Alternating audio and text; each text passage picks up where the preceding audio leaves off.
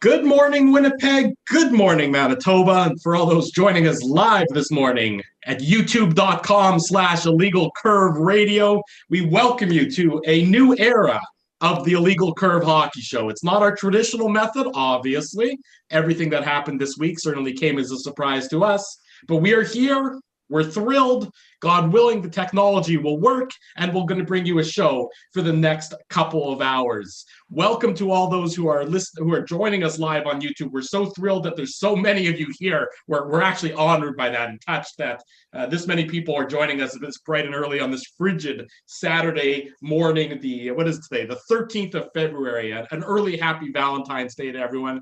As you may know, I am your host, Drew Mindell, joined via Zoom by Dave Minuk and Ezra Ginsburg. And we're going to be with you talking about the Winnipeg Jets for the next few hours. For those of us who are watching us live on YouTube, there is a chat. We encourage you to join us in the chat. We want to hear from you. You can share your comments in the chat. We'll try and incorporate a lot of that throughout the course of the next couple of hours. Today's Illegal Curve question of the day. We want this to be a topic that we can bandy about through the next couple of hours. Given that 4 of the Jets' wins have come against the Ottawa Senators, is the Jets' current record a bit of a mirage? Are the Jets as good as their record indicates, or is it a function of beating up successfully, I might add, but beating up on the Ottawa Senators, a team that we all know is struggling? Without further ado, I say good morning to Dave Minuk. I say good morning to Ezra Ginsburg.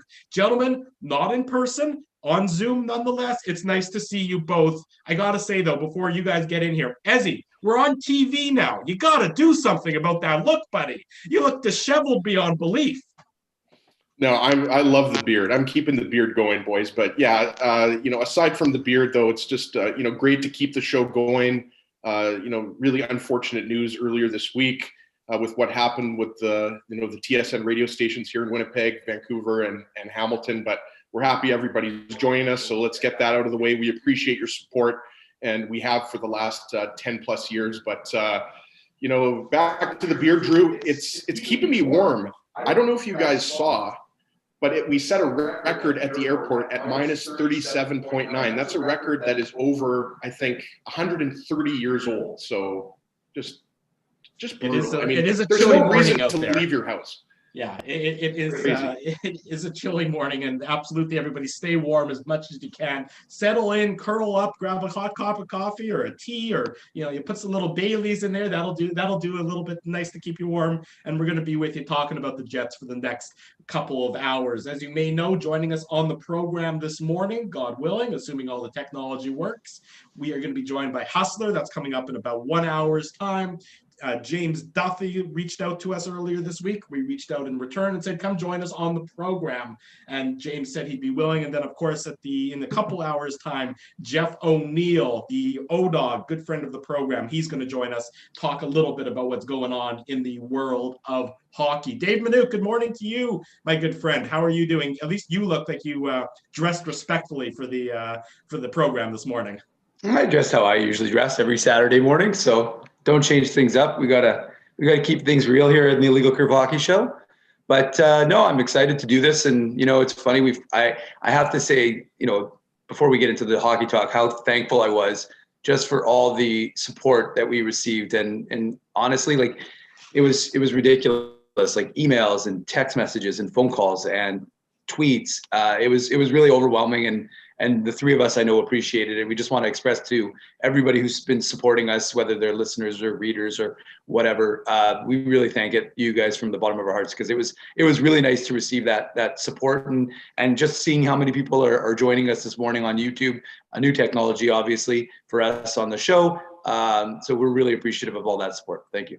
That's absolutely right, Dave, and well said. As I said to my wife and as I said to my parents earlier this week, people aren't going to be this nice to me when I die, and it honestly is sort of a funny comment, but it's true. I mean, it feels like the overwhelming support we've got is the reason why we're doing this. It's the reason why we keep plugging away. It's the reason why we're doing this show live on YouTube right now. I will be honest, this is new technology for all of us, and I personally am not the most technologically adept person, but it looks like it's working so far, and we're glad that's the case. And the live chat is going hard and fast, and we got people joining us from Singapore and Montreal and all around the world, so we really appreciate all that love. And of course, after the show, it is going to be available for anybody who misses any of it via podcast, as it is each and every week. We do encourage you, download the podcast. You can find all that information on our Twitter feed at Illegal Curve.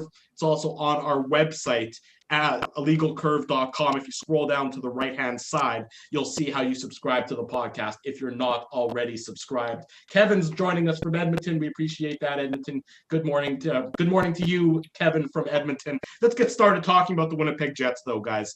Quiet week for the Jets. Really only 2 games since last Saturday. It was the game on, was that Monday night? Tuesday night, when they lost in Calgary, the late goal by the Flames to give the Flames the clean 2 points. And then the Jets, of course, Thursday night, a game against the Senators where I think the score doesn't accurately reflect how that game went. Certainly in the first period, it was the Connor Hellebuyck show who kept the Jets in it and kept the game scoreless until the Jets were able to find their skating legs. So, I guess the question to start is, what is your takeaway from the 2 games the Jets had this week? And of course, there'll be an action in about 5 hours from now against the Ottawa Senators, the rematch at Bell MTS Place. Yeah, I'll go first here, boys. Like Tuesday night in Calgary, they're coming off having a 3-day break in between games, right? It was 3 days or 4 days. I just thought they, as Dave likes to say, they weren't very crispy in all aspects of the game. And obviously Pierre-Luc Dubois comes in for his first game as a Jet. And, we knew that he'd be rusty. He's spending a couple of weeks in quarantine. You don't think that he's going to come out of that and be the Pierre-Luc Dubois that he was in last year's playoffs for the Blue Jackets, right? But I just thought overall, these 2 games weren't, I think, what you have come to expect from the Jets this season. Certainly the 3 games against the Flames and Winnipeg, boys, this was a team that I think wasn't firing on all cylinders. They weren't very sharp. Let's be honest, the Jets could have easily got a point there in Calgary if it wasn't for that late penalty. But the game against the Ottawa Senators, the first period was not sharp. As you mentioned, Hellebuyck was, he kept them in there for sure. But, when you look at that game, it really was just the Jets' skill taking over. And, Matt Murray coughs up the puck a couple times and, they get the win. But certainly that's a game they're going to have to be better this afternoon. And with Marcus Hoberg in net, you know that they're going to have every opportunity to put some goals in because Hoberg just quite simply isn't a very good NHL goaltender. As Dave knows, in the AHL, he wasn't even top goaltender or anything close to that. So, the Jets have got to be sharper, but at the end of the day, they did get the win on Thursday night. And I still think, they're trying to figure out their line combinations. Adam Lowry, Mason Appleton, Paul Stasny, they've been very good as a line, but I still think Pierre-Luc Dubois, as I mentioned, is still trying to find his game. And Nikolai Ehlers has been what you expect from Nikolai Ehlers, but they have to be better defensively, and they're going to just have to have more sustained pressure and, generate more offense because, as we know, Ottawa is the laughingstock of the division in the league right now.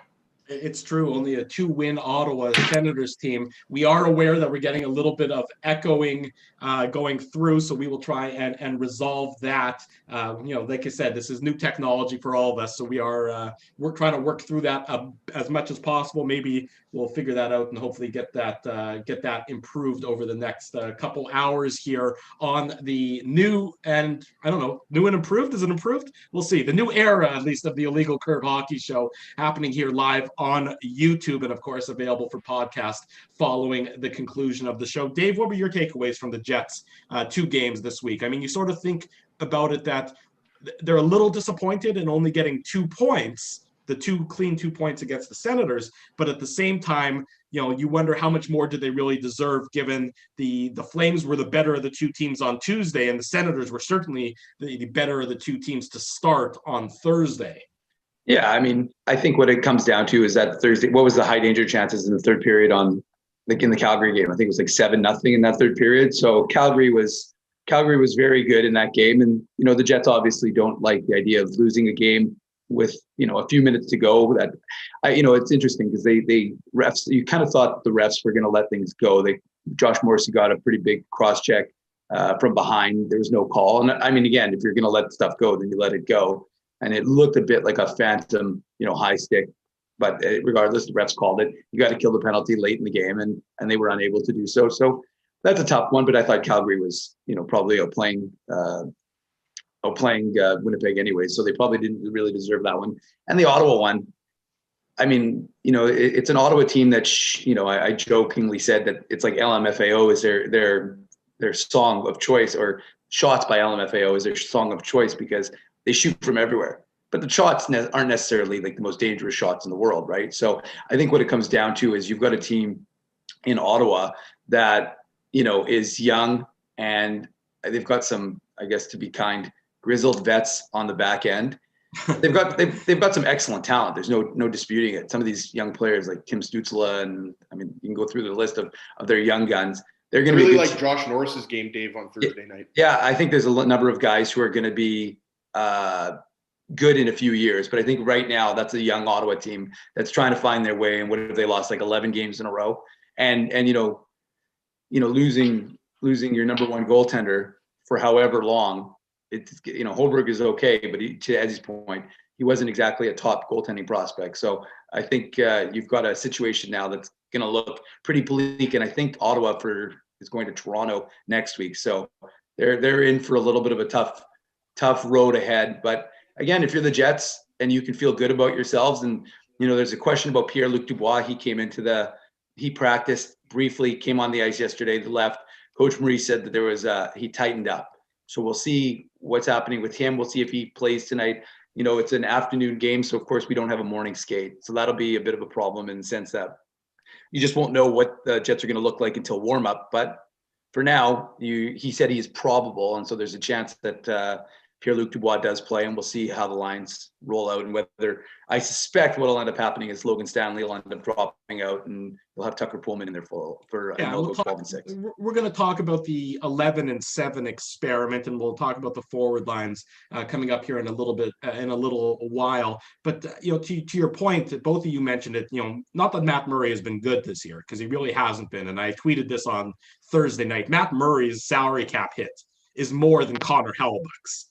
And that's crazy, because it's not like Matt Murray was very good in Pittsburgh the last couple of years. He lost the number one starting job in Pittsburgh. So when Ottawa acquired him, I thought that they paid too much to acquire him in terms of the draft picks. And then they signed him to that contract, which wasn't a smart contract to begin with. I mean, that Senators team is about, they need about another 17 Tim Stützles, and then they're going to be onto something, because right now there's a lot of holes in that roster, and we saw the Jets expose that. I mean, the power play goal the Jets scored, I don't think I've ever seen a penalty kill that looked like the Senators' penalty kill.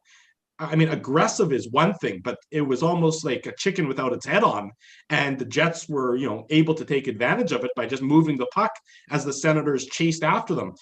Just a bizarre approach, I thought, on the penalty kill strategy by DJ Smith, the Senators head coach, and the Jets were obviously able to move the puck and eventually find the back of the net. Now, that goal wasn't what I would describe as a key play in the game, but it was just an example of sort of the Senators team and how they're a little bit of a tire fire in all areas of the game right now. Yeah, there's no doubt, guys, that the Senators are lacking in the offensive department. They're lacking on the back end, and just in Matt Murray's defense, I mean, he did have injuries, guys, the last couple of years in Pittsburgh, but there's no doubt that Matt Murray on most nights hasn't been stealing the game. Not only has he not been stealing games, he's not really giving the Senators a chance to win games. Like he flubbed the puck, as we mentioned earlier in the game, and give Mason Appleton credit, right, guys? Like Mason Appleton puts it right on Paul Stasny's stick, and it's a great bang play, as our buddy Dennis Bayak likes to say. But Marcus Holberg is going to come in with Murray injured, but I look at that defense and we talked about it. I mean, Thomas Chabot, I think he's a top 20 defenseman in the league. If there is a 2022 Winter Olympics, Thomas Chabot could be, part of that group. We obviously hope Josh Morris is part of that group as well, but it's going to be tough to crack that roster. But the point is that you look at a guy, like Josh Brown, like he really struggled Thursday night. Like Nikita Zaitsev, like to me, Nikita Zaitsev on most teams is at best a third pairing defenseman. I don't think you want him playing a top 4 role. And I look at, Eric Branson. I mean, everybody really likes to pick on him. I actually thought Branson, was one of the better Senators defensemen on Thursday night. I like Wolanin, son Christian Wolanin, son of former NHL defenseman Craig Wolanin. I think you got to give the young players on this team a chance. And, I mentioned, when Dave was talking about Tim Stutzla, I mentioned, Josh Norris, a guy who Dave knows was really good for Belleville, point-a-game player for Belleville last year. Same thing goes for Drake Batherson, right? Like point-a-game player with the Belleville Senators. So, I mean, we knew that the Senators were most likely going to be, one of the bottom teams in the Canadian division. I think what it comes down to, guys, is they're just not being competitive on a night-in, night-out basis. They're falling behind. They've given up more goals. They're giving up 4.2 goals a game. Like, that's absurd in today's NHL. I realize, this is a unique season and everything like that. But when you're giving up 4, 5, 6 goals a game, they've only won 2 games all year long. Like, we're, 15, 16 games into the season here, right? So, the Jets should be beating the Senators. Going back to your question before, Drew, like the Jets are only a 500 hockey team if you take away the 4 victories over the Senators. But if the Jets weren't beating the Senators in these games, we'd be talking about how the Jets are leaving points on the board, right? So I think the Jets are, doing a good job keeping pace with the Toronto Maple Leafs and the Montreal Canadiens. And if you go by points percentage, guys, the Jets are second in the division, right? So we know that they're going to have a lot of games against the Leafs and Habs in March. You've got 12 of 16, I would like to point out, on the road. So Dave Minute isn't going to be spending a lot of time at Bell MTS Place unless he's covering the Moose in March. But, this Senators team, I think it's just amazing, how much trouble they have generating offense. Like, you look at guys like Brady Tkachuk, I mentioned Norris, Evgeny Dadonov. Like, these guys only have 3 goals each. Like, that's just – you can't – when you're 15 or 16 games into the season and your top goal scorer, has 8 points, it's not going to cut it. So they're having trouble generating offense. They're getting hemmed in their own zone, even though the Jets weren't doing that as much as you would like on Thursday night. But there's no doubt that right now, any team in the Canadian division who plays the Senators, it's essentially, collect $200 when you pass go on the Monopoly board. It's a good way of putting it, Ezzy. The Senators team right now is just an absolute tire fire. The Jets hope to take advantage of that again this afternoon. That game time, 2:00. It's available on CBC. We're not beholden to any corporate overloads anymore, so I can actually tell you where the game is. It's available on CBC this afternoon, and it'll be on CJOB if you're listening on the radio broadcast. Let's take a bit of a pause where we can pump one of our sponsors. We do obviously encourage you to support our sponsors because they support the Illegal Curve Hockey Show. And when we return in about 20 seconds, maybe even less, we're going to talk about the Jets' use of 7 defensemen and 11 forwards, especially in the context of who those 7 defensemen were. Again, you are listening to the Illegal Curve Hockey Show. We are live on youtube.com. We'll be right back. This segment of the program brought to you by Dr. Les Reiches and the team at Linden Market Dental Center, official dentist of Illegal Curve Hockey. Don't be an Ezzy. Always wear a mouth guard and give yourself peace of mind protection as well as facial, teeth, and mouth protection. To make an appointment to get your teeth tooting, visit lindenmarketdentalcenter.com. How's that for a commercial break? That was pretty quick. It's not quite the 2 minutes that we're used to, but it is a little bit of a commercial break so we can give a plug to one of our sponsors. And we are back now on the Illegal Curve Hockey Show. We're live here on youtube.com. Let's talk about the Winnipeg Jets and their use of 7 defensemen and 11 forwards. That happened on Thursday night. We'll see if that happens again this afternoon. Paul Maurice was circumspect on that, as there's no clear answer. I think a lot of that will determine on Pierre-Luc Dubois' status. His health, he, of course, is quote-unquote probable for this afternoon's game. A number of months ago, we talked about the use of 7 defensemen and 11 forwards by the Jets. And I thought that there was a reasonable opportunity for the Jets. So, on paper, I didn't hate the idea, but I didn't like the 7 defensemen that Paul Maurice elected to use on Thursday night. I don't know that there's room in the Jets defense for both Poolman, Stanley, and Nathan Beaulieu. Those, once you have those 3 defensemen, I think they're almost a little bit duplicate of one another. When back in, however many months ago that was now, when they were talking about potentially using 7 defensemen, I was thinking that a guy named Ville Heinola would be one of those 7 defensemen, and even maybe a guy's name like Sami Niku. I don't know that a 7D setup, especially given what we saw in that first period, works with Stanley and Beaulieu and Poolman in the lineup. What are your thoughts there, Dave? Sorry, I had to unmute myself. We don't want to have that echo. No, I think you're right. I think a lot of people were expecting Ville Heinola, after the one game he had against Ottawa when he was paired up with Josh Morrissey, would get another chance to go into the Jets lineup. Obviously, he didn't, as the news broke yesterday morning that he had been reassigned along with Dylan Samberg to the Manitoba Moose, which, as I talked about with Pascal Vincent, the head coach of the Manitoba Moose, later that afternoon, gives him an embarrassment of Jets defensive prospect riches with Leon Gavanke, Johnny Kovacevic, Luke Green, and I'm forgetting one person, Declan Chisholm. So you got 6 Jets defensive prospects right now down with the Manitoba Moose. So that's going to give them a lot of opportunity to play big minutes, which is something I've advocated that they'll need rather than sitting and practicing with the taxi squad. So I think pragmatically, I think it's the best move for Ville Heinola. I think it's the best move for Dylan Samberg. I wasn't on board. I talked to people who followed college hockey, and I really wasn't thinking that Dylan Samberg was jumping in, and I spoke to him yesterday as well, given that his last game was March 7th for UMD. I didn't think that he was going to be jumping into a pro game yet over some of the guys they had. So even though people want to say give him a look, I think that the plan along for Dylan Samberg was for him to play hockey games with the Manitoba Moose. Ville Heinola, we already know, we saw him last year with the Jets. We saw him again this year with the Jets. So I thought he was a player, especially against like Ottawa. I mean, if you're playing a team like Ottawa, why wouldn't you give him that chance to be in the lineup and show you what he can do and maybe calm down the game of some of his guys that he was playing with. So I think it would have been a good opportunity to throw him in and get him some time. But again, I don't make the decisions. It's not ultimately up to me. So I think if you're not going to play him, the best place for Ville Heinola is down with the Manitoba Moose so he can actually play minutes. And again, the Moose are starting on Monday. They got 4 games in 5 nights. So these guys are going to be playing. And again, Pascal Vincent said, they've got a young defense, but they're going to get games. They're going to get heavy minutes. So that's, I guess, if you're not getting the ideal situation, which is for them to be playing in the NHL, then this is the next best thing. Because like I said, the worst thing you're going to do to a young player is have him sitting on the taxi squad.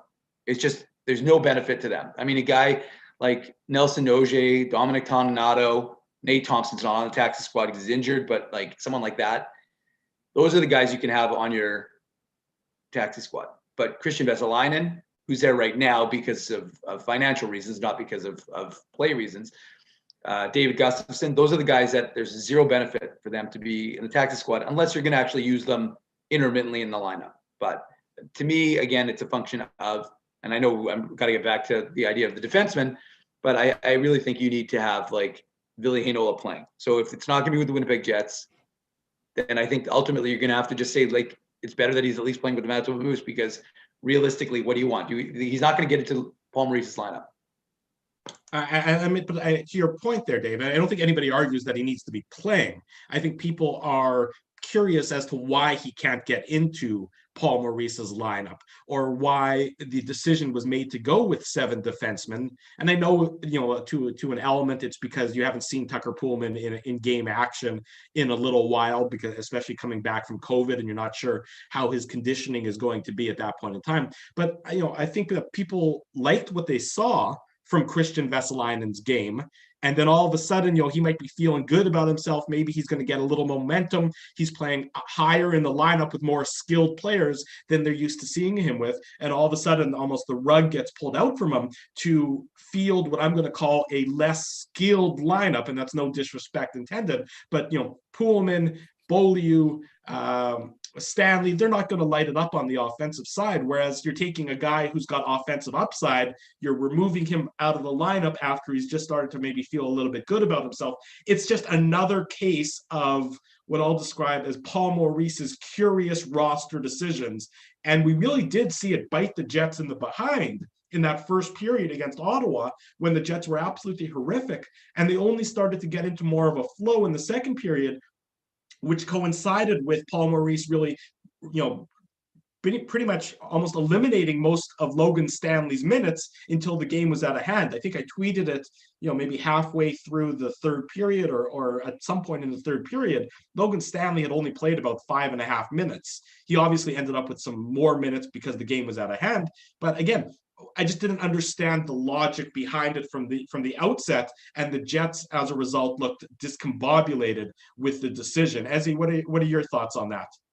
Yeah, I don't know if you necessarily want to overcomplicate it. I mean, I think the reason why it was so surprising is because we haven't seen that for the Jets. Like when we were talking about this a few months back, Drew, we were talking about Kristen Shilton's article as it relates to the Toronto Maple Leafs using 7 defensemen and 11 forwards. Of course, the Tampa Bay Lightning did that quite a bit during the regular season. They didn't do it all the time, but they did it quite a bit in the playoffs, usually when there was an injury. And in this particular case, I think and Paul Maurice, did talk about this, even though he clearly didn't want to talk about how bad that first period went.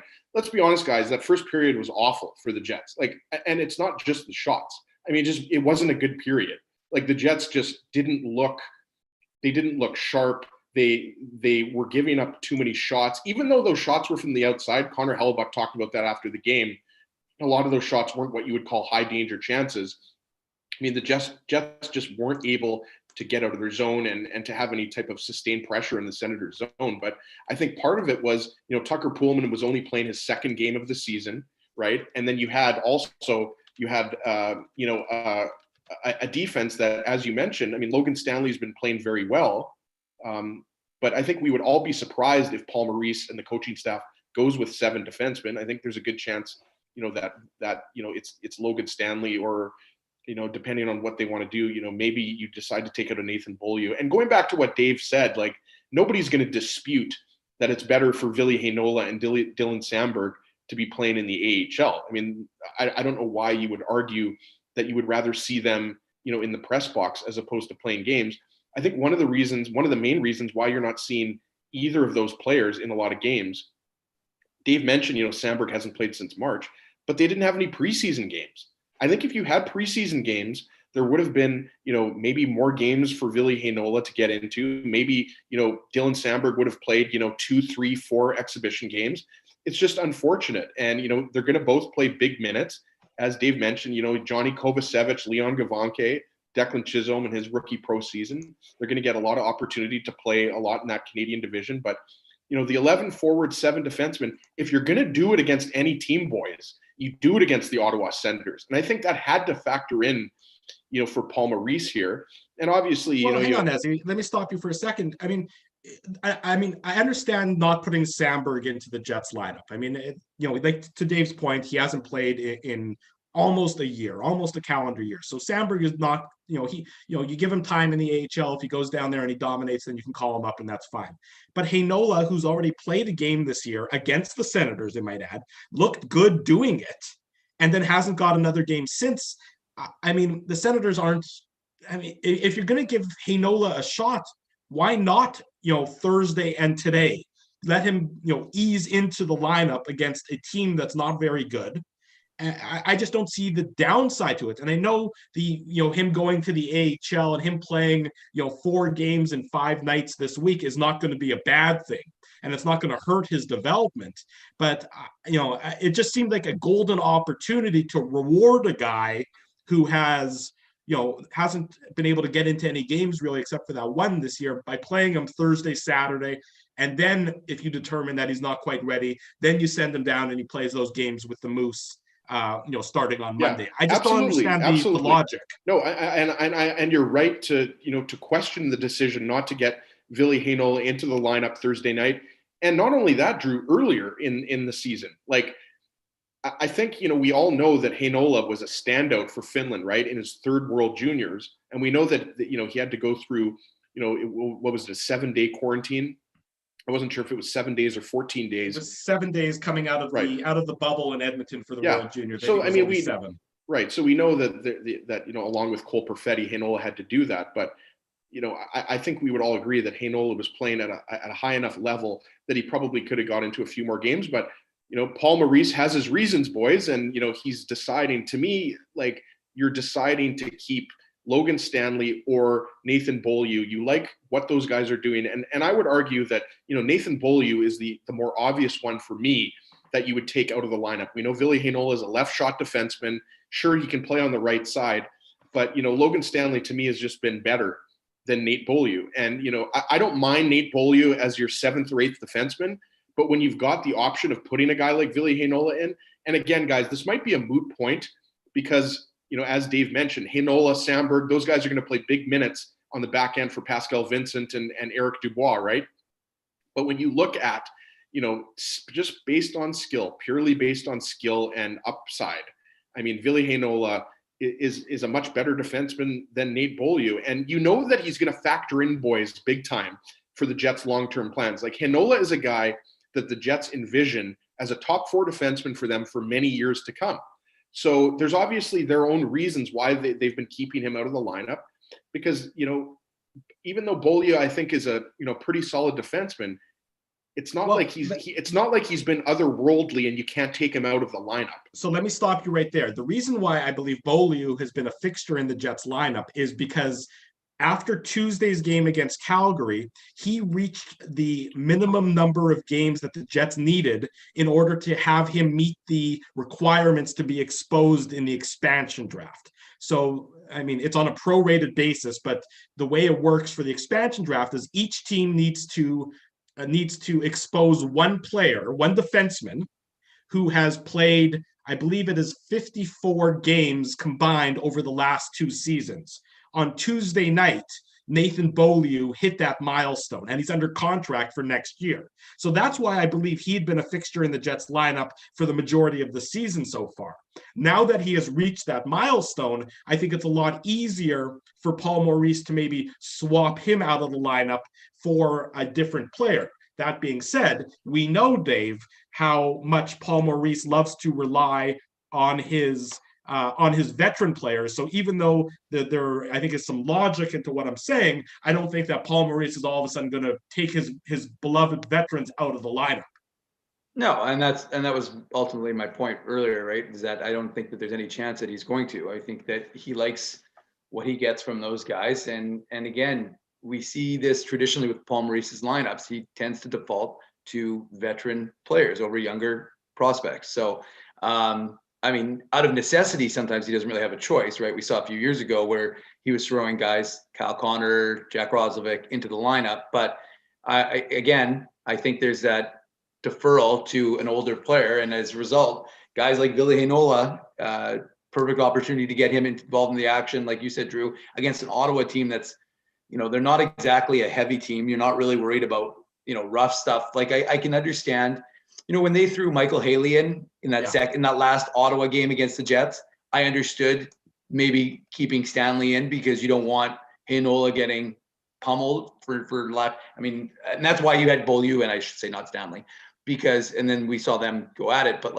I think you're missing an opportunity. Now, it's entirely possible, to your point, Drew, that the Jets simply wanted to have Beaulieu be qualified for the Seattle expansion draft. And now that he has, it's easier to pull him out. We'll also see now, I think, with Heinola playing these 4 games in 5 nights for the Manitoba Moose, what they do with him afterwards. And again, it's entirely possible.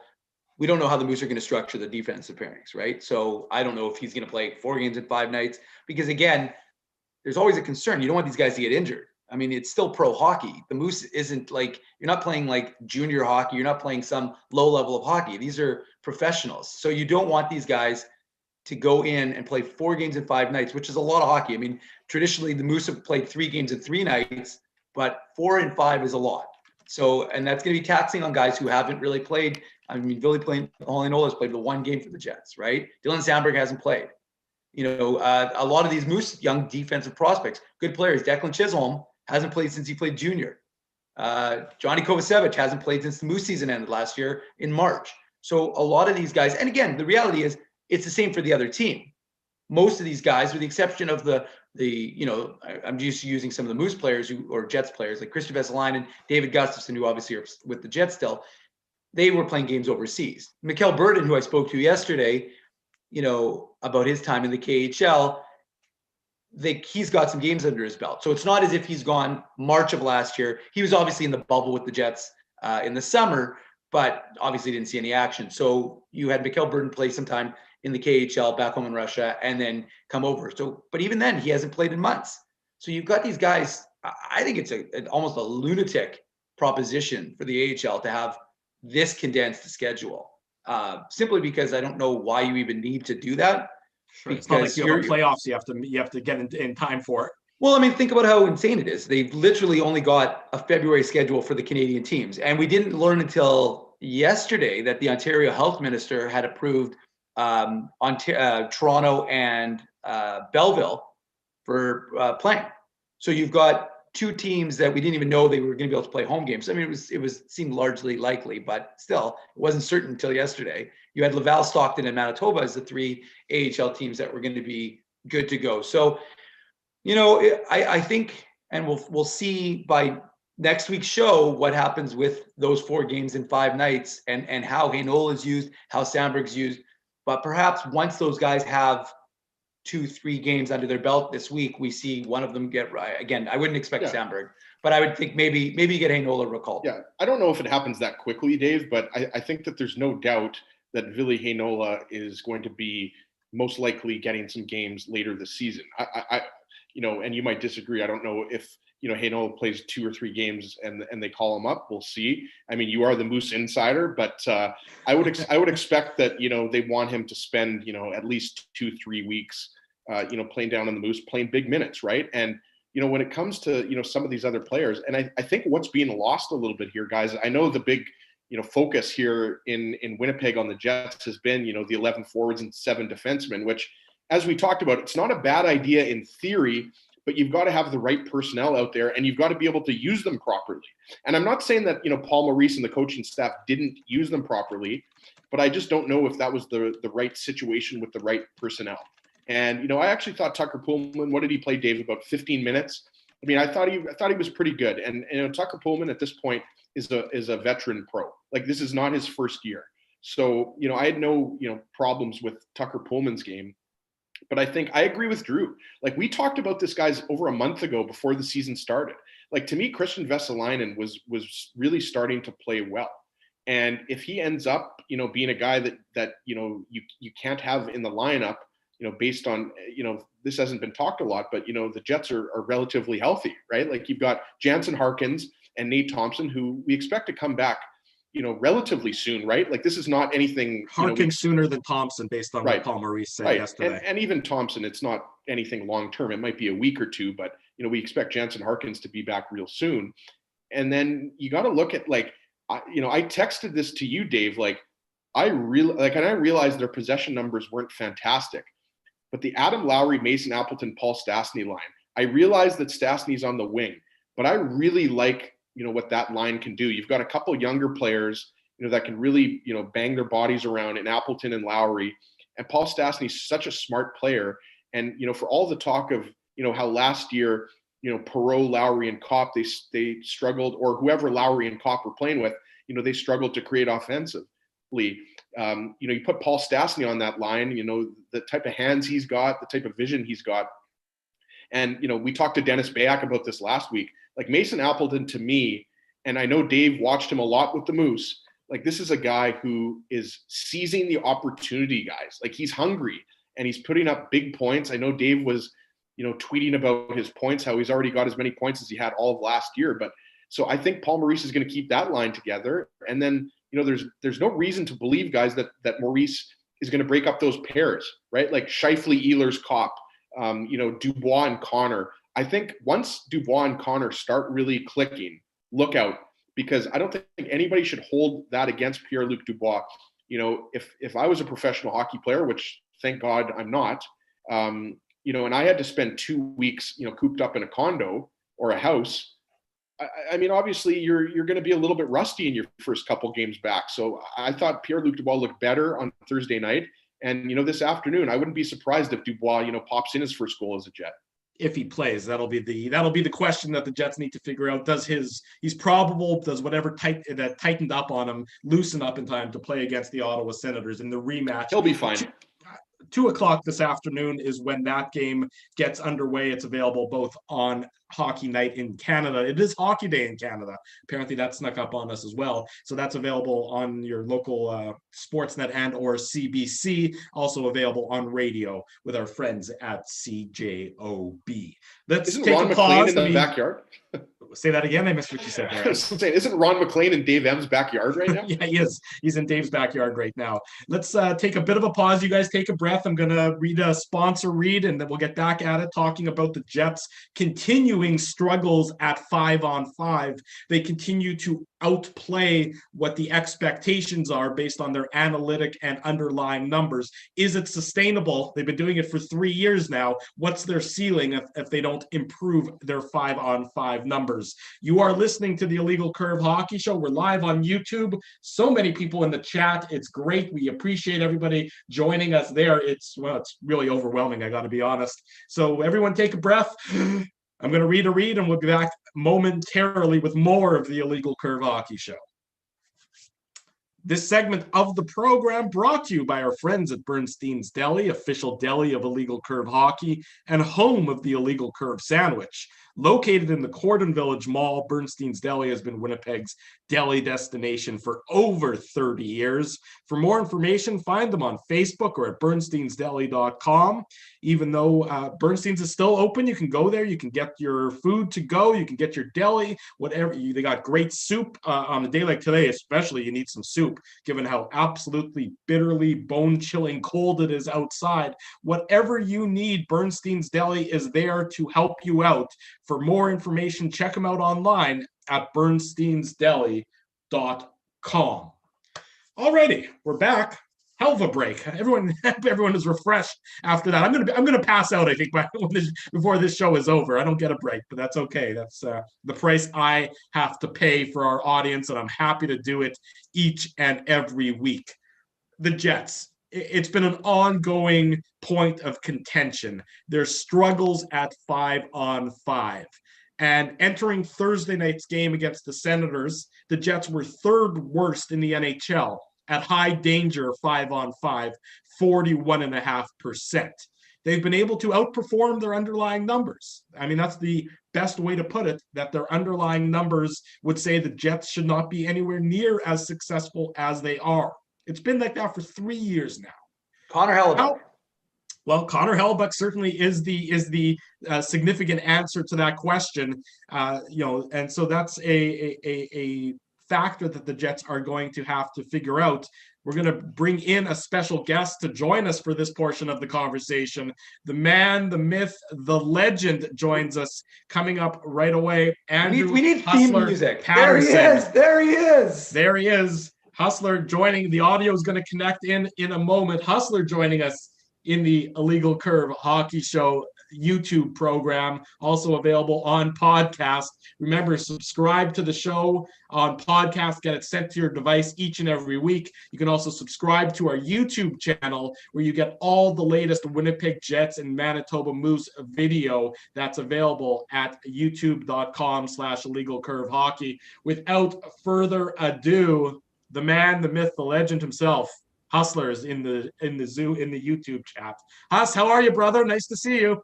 Guys, it is great to see you as well. If there was one group of guys that I knew would not miss a beat after all of this week's happenings, I knew it would be you boys. And man, it's great to see you guys back doing what you do so well, talking puck with the fans of Winnipeg and, far beyond Winnipeg as well on Saturday mornings. Absolutely, Huss, and the people in the YouTube chat, which is certainly hot and heavy right now, they want to know about the glasses. The people want to know about the glasses. Yes, well, I was being glasses shamed by Gary Lawless online last year. He says that they look like welding glasses. I said it was a workman-like, every man's look, if you will. But basically, I was going blind and needed to be able to see, so I became glasses guy early in 2021. And despite some friends and not friends giving me a bit of a hard time on it, Drew, in fact, I can see, and I won't take any crap from Gary or anyone that doesn't like my new glasses. Yeah, with all due respect to the fashion sense of Mr. Lawless, I don't think he's in any position to talk about anyone else's sartorial choices. I've been a glasses guy since I was 7 or 8 years old. So welcome to the club. It's quite the honor to have you be able to join us. It's liberating being able to see. I'm not gonna lie. Yeah, well, I mean, I'm completely blind. I'm without my glasses. I couldn't see the screen in front of me right now. I couldn't read the chat that's happening in the YouTube room right now. If it wasn't for my glasses, I have that bad vision. So it is always nice to see somebody else join the crowd. Although, Drew, this is not about you, Drew. This is about Huss's new glasses. I don't know, Drew. Look at Huss. Drew's making it all about him. We're talking about your new glasses, and so come on, Drew. It's about Huss here. No one cares about the glasses, but they are pumped about the new show for you guys. This has been well, heck, I mean, it's an exciting time for hockey fans. I mean, for crying out loud, we're in the middle of a pandemic. We got nothing else going on. I mean, people are living and dying by all these games. And obviously it stunk that, we didn't have our regular forums to get in touch with everyone this week. But it's important that you guys are on today, and certainly gives a lot of people a bit of an outlet to do what they love to do. And that's get together with each other and talk sports. And of course, the Winnipeg Jets coming up tonight for this afternoon, I guess, for a big game. Absolutely. And so, Huss, when you jumped on, we were about to start talking about the Jets' struggles at 5-on-5 and how they outperform what is expected of them. And this has been the story of the Winnipeg Jets for the last number of years. And we know that they've been able to have success despite the underlying numbers, but the success level is, it seems like it's got a ceiling on it. It seems like it's got a ceiling of a first round playoff team.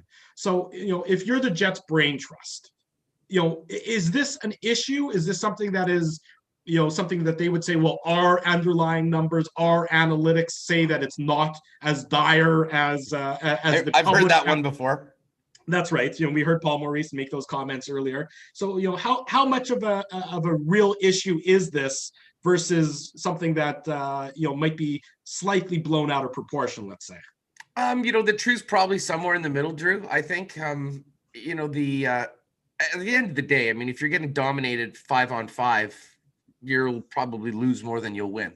Yeah. The Jets, though, I mean, if you look at the way that team is made up, I mean, there's some pretty elite scoring talent.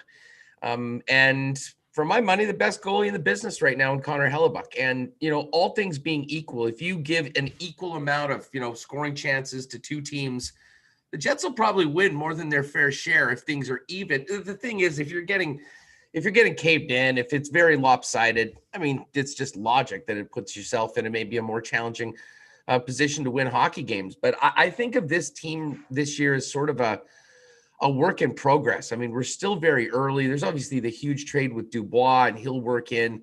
And, I know that Sandberg and Hanel are going to get some time with the Moose. I really do think, though, right now, wherever we're at, game 15 or so, this team will look considerably different around game 40. Maybe not necessarily with most of the personnel, but it wouldn't be surprised if we saw some different players on the blue line. I mean, I think these guys that are playing right now with the Moose could very well be in the lineup, in a couple months, even if it's not necessitated by injuries. But overall, I mean, I think definitely they'd like to get that, improved 5-on-5 play. I don't think you can be a legitimate cup contender. But as far as the Jets right now, I think they're progressing in the right direction. And at the end of the day, even if you're going through growing pains and trying new things with your club and working through some things, if you're rolling 37 out there in the pipe, you got a good chance to win every single night. And as I said, we'll, give Pierre-Luc Dubois a little bit more time, because I think if he really fits in and gets comfortable, we could be looking at a team that looks significantly different up front, and to be honest, at 5-on-5. And I'm sure that's a big goal of the coach and the organization going forward. Yeah, I agree with you 100%, Huss. I'm not as worried about the Jets overall, especially at 5-on-5. Like, there's no doubt that on Thursday night against Ottawa, the first period was a stinker. I mean, Paul Maurice used a different word that we can't mention. This is a family podcast.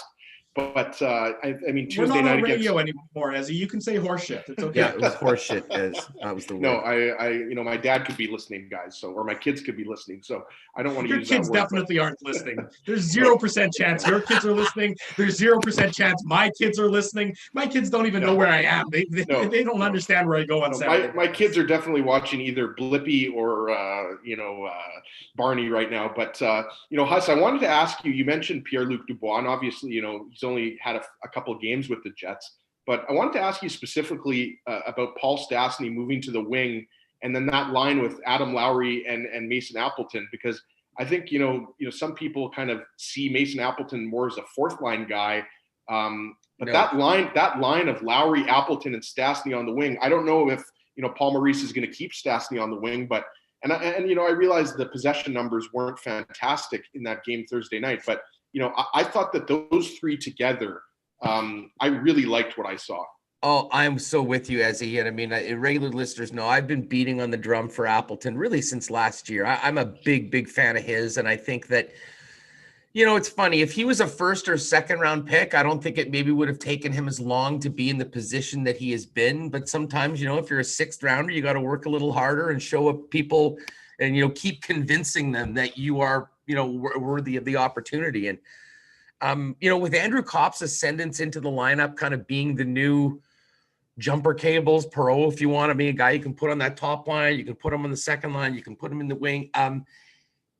It's opened up a spot along with Adam Lowry. And to me, that pair has been dominant at times this year. And I mean, aside from Stasny, Lowry and Appleton, I think, have been the core of, and you can call it a third line, fourth line, whatever you want, a really elite checking line. And then you move Stasny in, who's got an incredible veteran presence, does have the ability to, help generate some offense, but is a really skilled and reliable defensive player. I really like the potential of that line going forward when it comes to more of a shutdown role. Although ironically, I think we'd all agree when Stasny was picked up, we weren't really thinking of that role for him. We were thinking of this is a guy that's going to be in the middle and hopefully can get Laine and Ehlers going together again. And wow, how things have changed 15 games ago.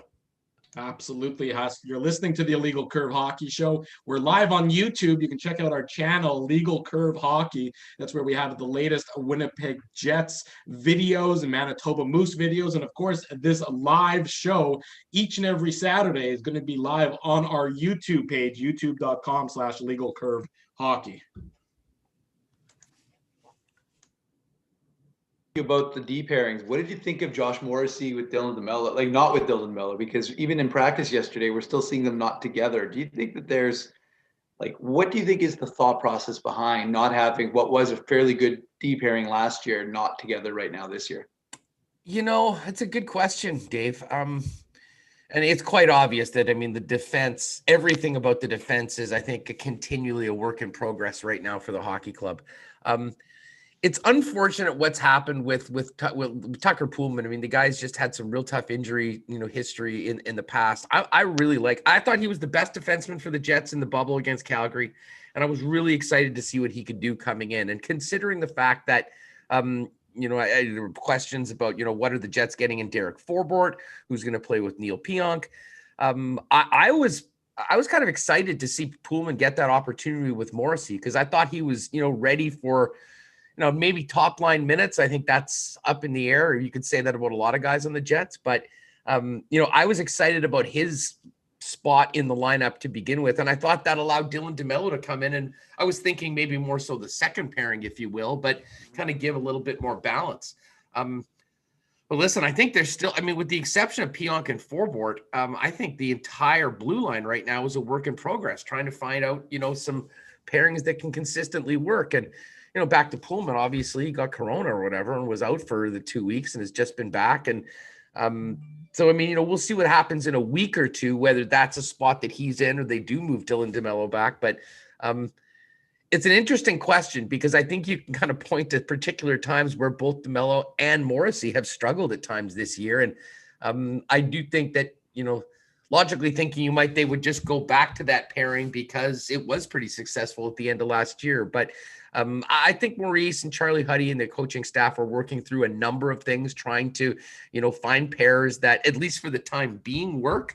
Listen, Nate Beaulieu, I love the guy, and the guy's heart and soul and does a lot of great things for the hockey club.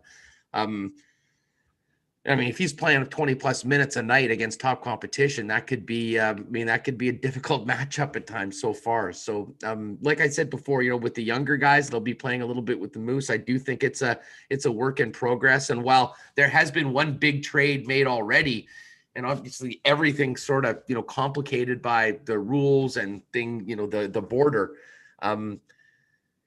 I would not at all be surprised if at some point before the deadline, you do see an addition on the blue line, despite the fact that it seems pretty crowded right now with a couple of really young, talented guys that can't even crack the lineup and are playing in the Manitoba Moose lineup. Yeah, and I agree 100% with you, Huss, because Forbort and Pionk, we all know that they have been rock solid the whole year. And, I don't think there's that. I don't have, I realize that, Josh Morrissey, Dylan DeMello in the 10 regular season games they played, Paul Maurice called it, hockey porn. Coach porn. Coach porn. It was so good together. But, we know Morrissey and Poolman have played together.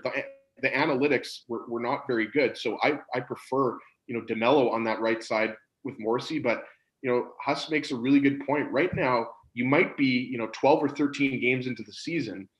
But, this is unlike any season. 12 or 13 games, it might be, roughly a fifth of the season or sixth of the season right now. But when you look at, the option that you have, possibly putting Ville Heinola on that right side eventually, that's something that I think you should look out for. And Drew mentioned that, Huss, right before you popped on. Like Heinola and Morrissey, I think, even though it was one game, those guys can move the puck like nobody's business. So I think for now, you might see Paul Maurice go back to DeMello, and it's something that I'm not as worried about. I think, there's been a little bit of turnover on the back end. Logan Stanley, they've had to shelter him a little bit. I think with Tucker Pullman back in the lineup, Logan Stanley might be the odd man out. And if that means he goes and plays for the Moose, that's fine. But, right now, I think, at 5-on-5, the defensive impact hasn't been great. But I do think that will get better. And I think it has to do a little bit with Laine being out of the lineup, Dubois coming up, a couple of good players like a Jansen Harkins is a good defensive player. He's been out of the lineup. And Nate Beaulieu has not been very good. There's no other way to say it. So I think, it's obvious that if you had, Tucker Pullman in the lineup and he didn't miss all those games, like Huss said, with being in the COVID protocol, Tucker Pullman's, when he's been with Nate Beaulieu, it's actually been a pretty good pair. So, the defense, even though it is a work in progress, I think there's reason for optimism because that group is a lot deeper than it was last year when the Jets were struggling even more at 5-on-5. Oh yeah, listen, I agree, and this just goes back to the conversation of this being a work in progress. I think there's a ton of guys that Paul Maurice feels that he can throw out and he can put in the lineup. I think what they are still searching for is who's the top pairing? Who are the guys that are going to be going up against those tough matchups and playing the big minutes? We've seen the rotation. Heck, we saw 7 defensemen last game, just trying to, mix Tucker Pullman in. But I think, taking the advantage and, no disrespect to the Ottawa Senators, but I think we realize that it's a little bit different playing Ottawa right now than it is the Leafs or Calgary or whatever. And, it was an interesting opportunity to go out and get some guys to be able to play with different combinations and see in live game action who might work. Now, it was a bit of a dangerous one because think about what happened in the first period, but it goes back to Connor Hellebuck keeping you in the game and then things get going. I really think that there's a number of guys on the Jets that probably could step up and play, a bigger role when called upon or when needed. But is it the plan for the long term to have, Morrissey bouncing around with a bunch of guys? I don't think that it is. But I don't think that, as much as, to Drew's point about Ville Heinola, that was pretty exciting seeing him pop into the lineup. It was about as calm and steady, I think, as we've seen in that back end all year. And I'll be honest, I'm surprised that we haven't seen him back in yet, but it does seem like there's a method to the madness. They're going to get them some games, a lot of game time, playing big minutes in the American Hockey League. And as I said, in a month or 2 months, it wouldn't at all surprise me if our conversations about the Jet blue line are significantly different than right now, because there is a lot of runway left. And, while the Jets are in a good spot right now, going into like March, all those games against Toronto and Montreal, their defensive aptitude is going to be tested, I think, more so than they've seen before. So it'll be interesting to follow it going forward, beginning this afternoon. Well, along those lines, Huss, that was our Illegal Curve question of the day. We want to hear from you on this at Illegal Curve on Twitter and also in the YouTube chat. I mean, the Jets' record right now, pretty good. 8-4-1, nothing wrong with that. But then you consider that 4 of those wins are against the Ottawa Senators. So, how much of that success is a mirage versus how much of that do you think is a real reflection of the Jets' skill and talent and long-term success? Well, it's not a mirage because it is what it is. I mean, you look at the standings and that's exactly where they are. So, I mean, it's a proper indication. Now, if you want to talk about strength of schedule and who they've played, but hey, it's important. I mean, the difference between making the playoffs and missing the playoffs between one of those teams could be, not getting points against Ottawa that the other guys do. So you can only play against the team that's ahead of you on the schedule. That being said, I think I think we all realize that, the Jets have done the job against a team like the Ottawa Senators so far, and but have had a couple slip-ups. I mean, the Canucks have been horrible this year. They came into Winnipeg and won on Saturday night, so I think there's still a lot of work to go. But if you look at the Jets' schedule,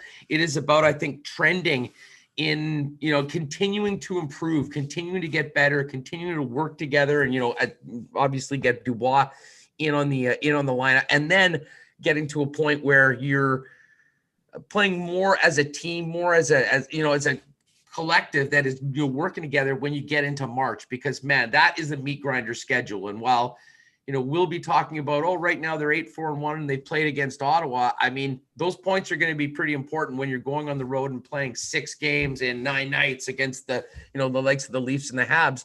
And listen, those teams are getting points against some of the other teams right now. You need to, I hate to borrow one of Maurice's phrases, but the stay in the fight really is a legitimate thing when it comes to something like this division. You're going head to head every night. Ottawa's pretty much done. Vancouver's pretty close to being done. And then you're talking about, essentially 4 or 5 teams going for 4 spots. So it's the coolest and most fun season I can remember. Every game seems so intense, and 8-4-1. I think most Jet fans will say, "I'll take it," but it doesn't necessarily say that they're an elite team right now. But I think the results have been pretty good so far, considering what they've been dealing with. And bring on the next one.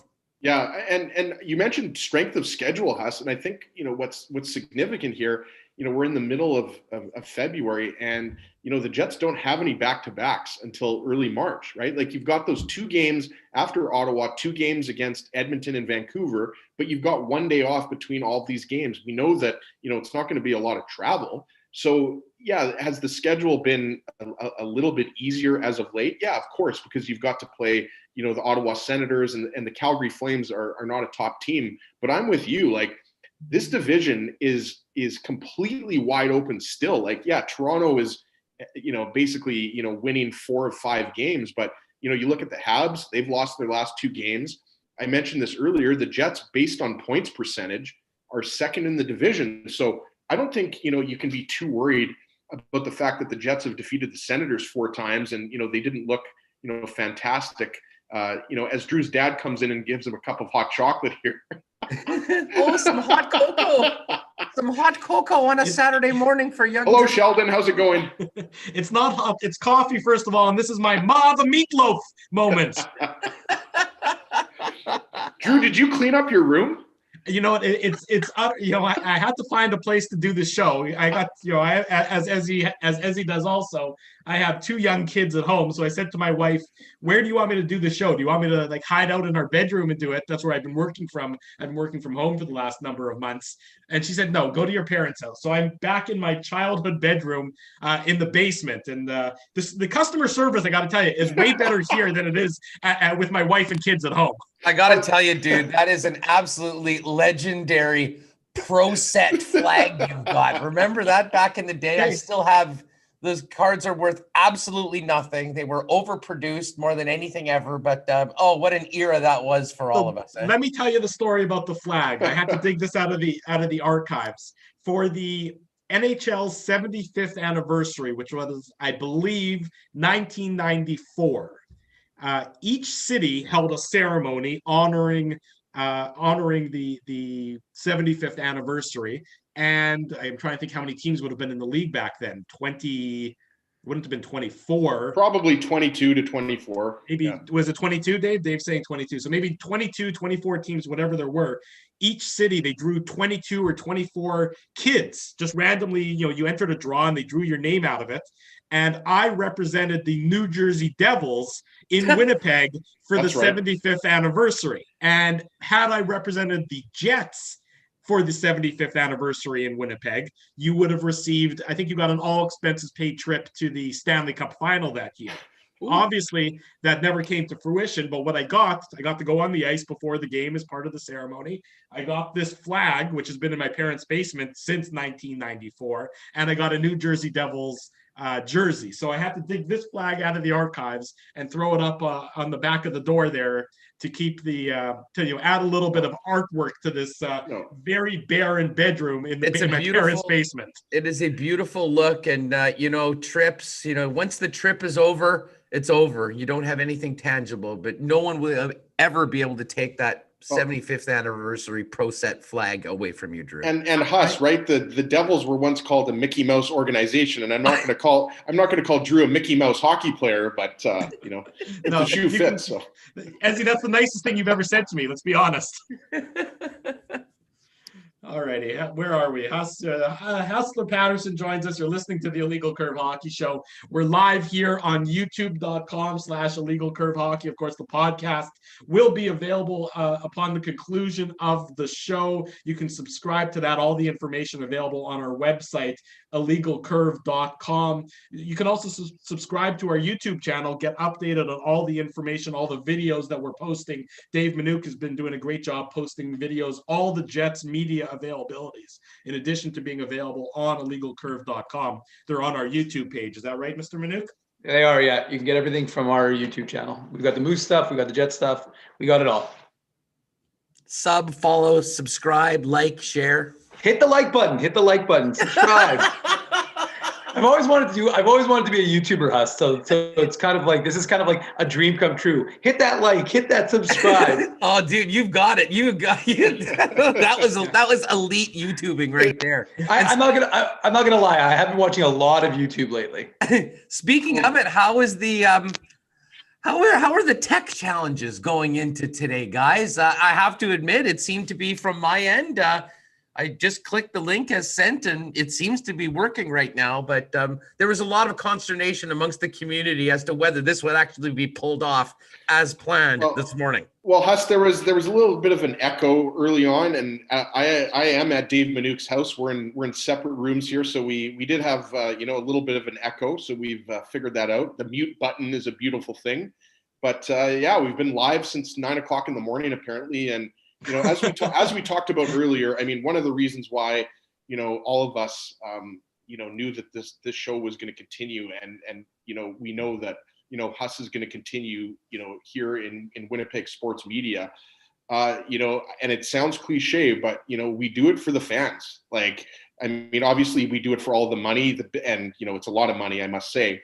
But we're getting independently wealthy. That's what's happening right now. No, I mean, I got the Land Rover parked out front, but I mean, we're doing it for the fans, Huss, and I know just when you were on the shelf there, for those few months, I mean, the support that you get. I was telling my wife Naomi that it's just like the emails, text. I mean, I'm sure that, you know, the texts and emails that you were getting, Huss, were in the hundreds, and that makes you feel really good, because Tuesday, let's be honest, it was a crappy day. When people lose their jobs, you know, across the country, it just sucks. There's no other way to say it. So, you know, we're happy to keep doing what we're doing. Yeah, well, listen, I honestly, it's important. There's a pretty big void, a cavernous void that sort of was created earlier this week, and you know, with that comes opportunity, and new challenges. But the one thing that, I mean, you know what, I think we probably know as well as anyone. I mean, you guys being on from the start on Saturdays, and Gary and I coming over as that first daily show, the impact that the station made amongst Winnipeg sports fans, created, in my opinion, one of the great, if not the greatest, sports city in Canada, with you know, one of the great sports radio cultures.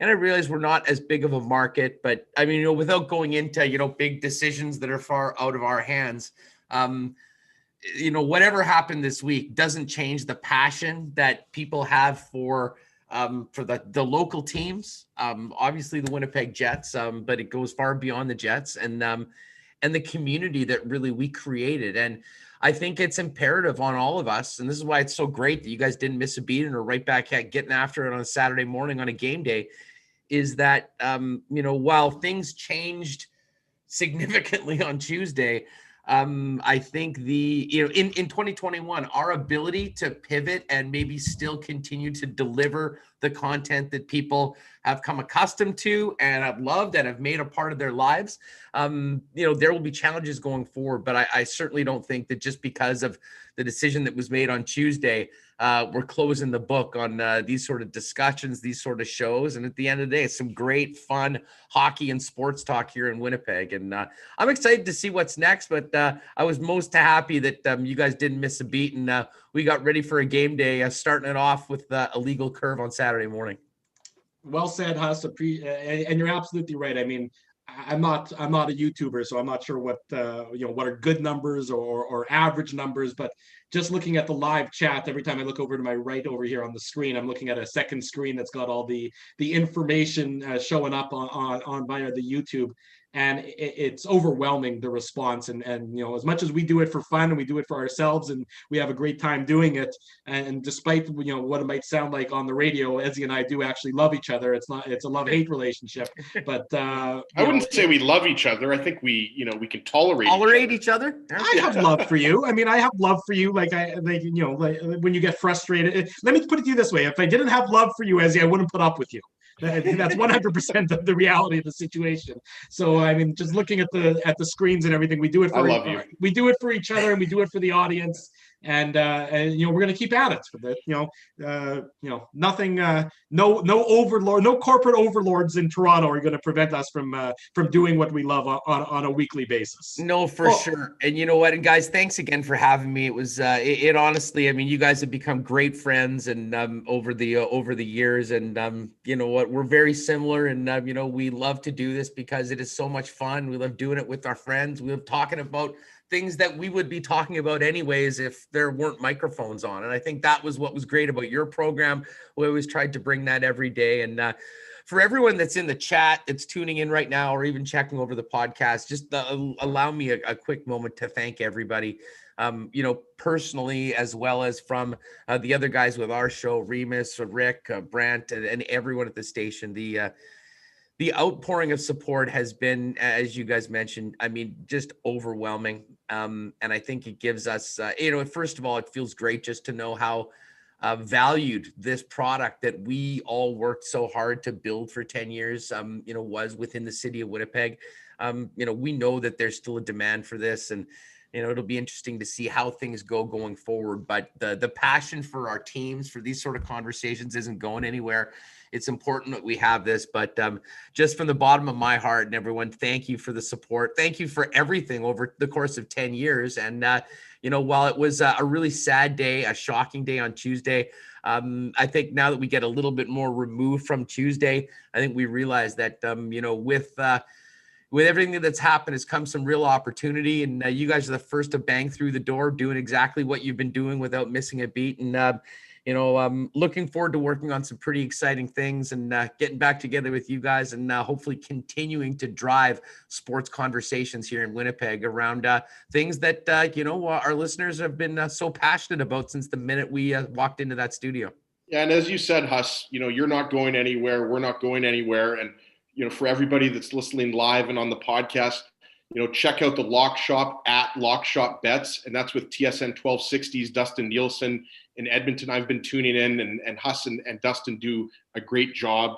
You can catch that live, and there's a podcast as well, I believe, Huss. So, at Lock Shop Bets on Twitter, check Huss out. And, you've always got a spot on our show, Huss, and we're going to be keeping in touch with you and hopefully getting together for a bevy one of these days.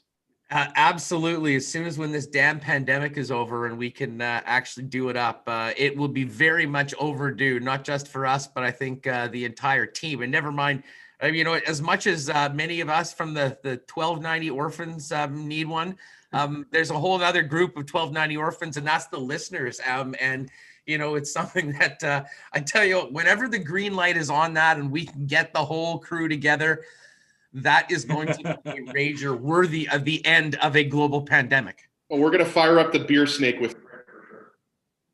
Dave, final word to you, buddy. No, Huss, I was going to say, it's one of these things that you never really understand it until A, it's gone, and B, you see the reaction. And to what you've said and what Drew and I are seeing on the YouTube chat, it's almost like it's such an interesting thing, to see the response, to see how many people are.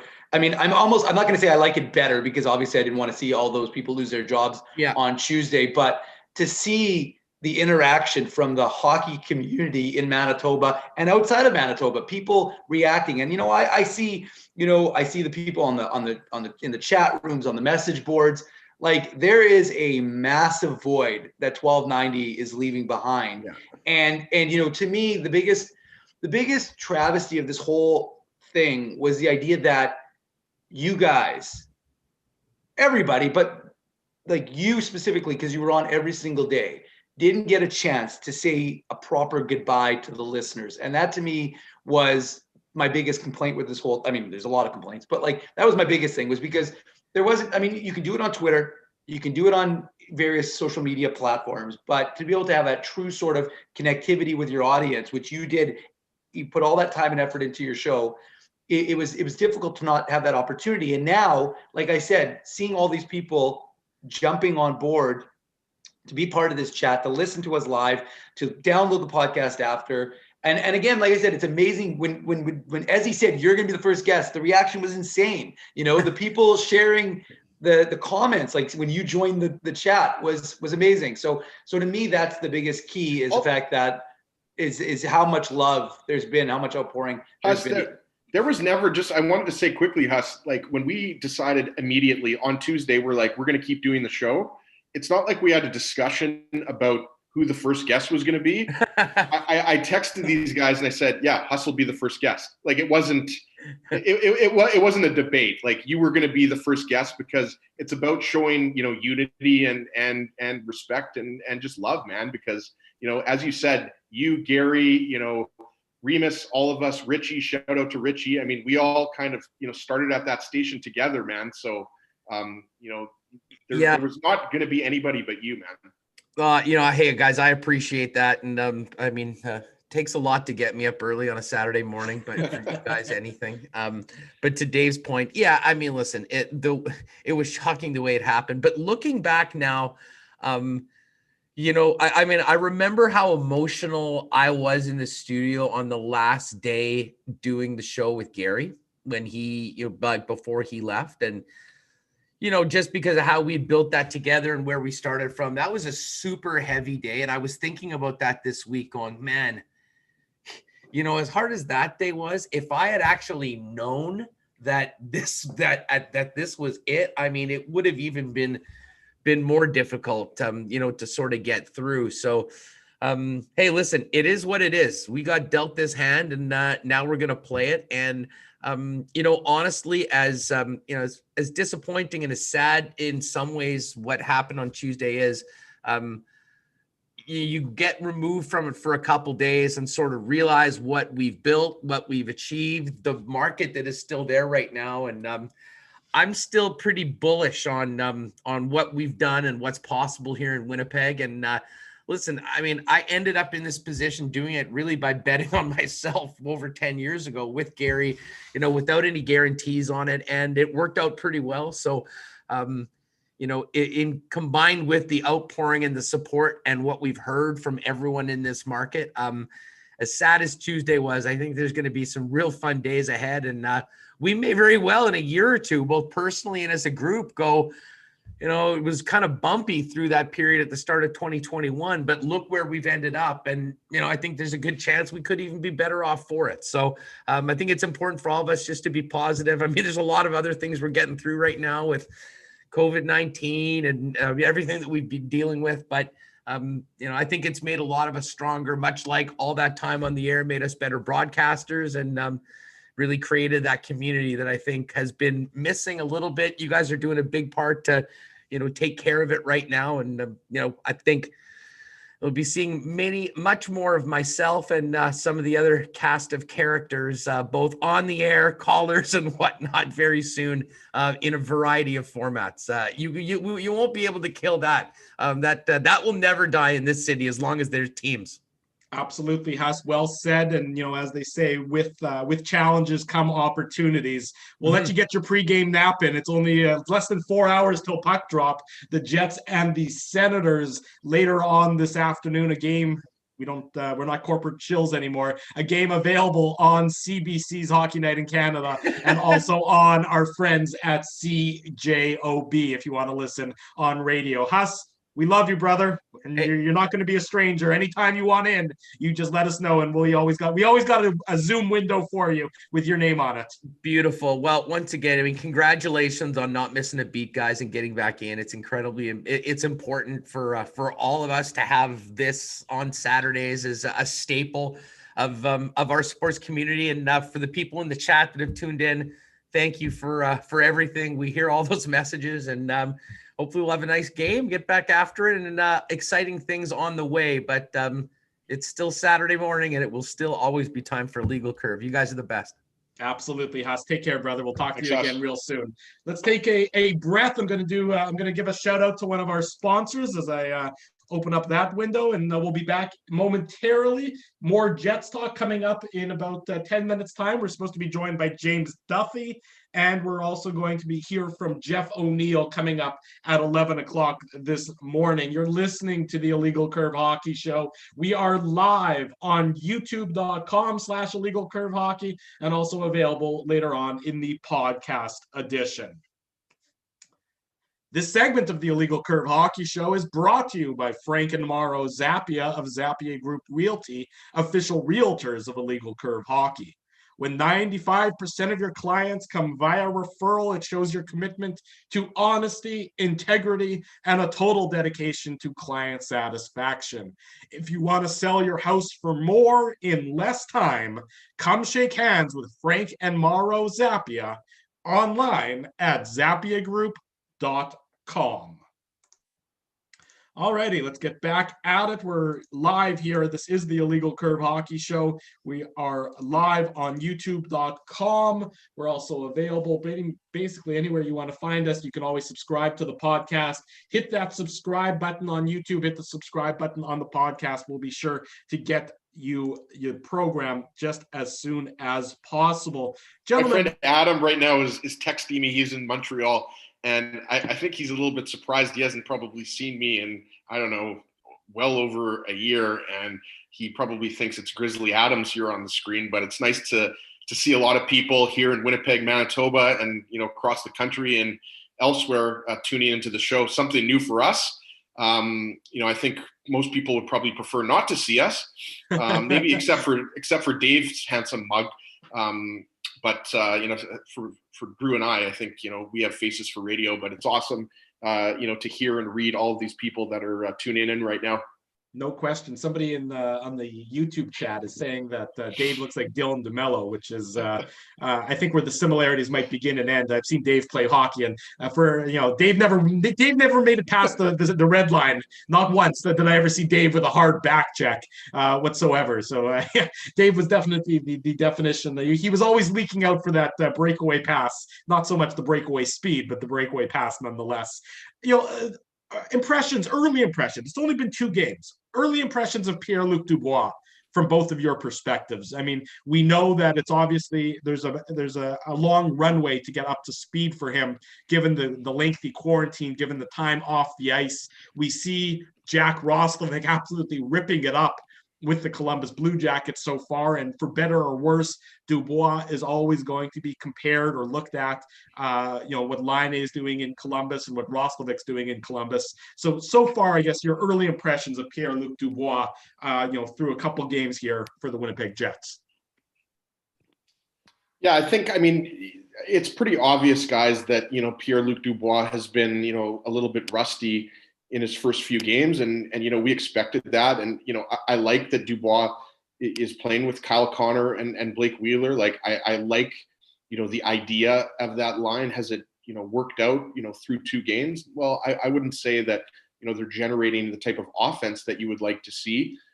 But, I think that's to be expected. And so the first 2 games are a work in progress. I don't think there's any other way to say it. I mean, the line and Dubois specifically, I think, he's been okay. I don't think that, you can say that he's been bad or anything like that. Maybe on Tuesday night against the Flames, in the first couple periods, you could say that, Pierre-Luc Dubois was really just trying to find his skating legs. And that's the thing, right? Like, Dubois only had, 2 practices before Tuesday night's game, right? So when you're off the ice for 2+ weeks, 2 practices to get right back into an NHL regular season game isn't a lot. So, I just don't think that you should make too much out of a couple of games. And, he had more ice time on Thursday night. I think he was, over 17 minutes. And, you expect a guy like Dubois to be out there for 17 to 20 minutes. But I just, Dave, don't think that you can really read too much into his play, considering we have never seen a situation like this, guys, where a player is traded and then has to sit in a house, or I don't know if he was in a house or condo, for 2 weeks. So you have to give him the benefit of the doubt here. And, he left practice yesterday, so we're not sure if he's going to play this afternoon. But regardless if he plays this afternoon or next week, he's only going to be better. Pierre-Luc Dubois is an excellent centerman. So, yes, has he been a little bit rusty? Sure. But show me a player that, has to quarantine for 2 weeks in the middle of a regular season and isn't rusty. That's what I would say to that.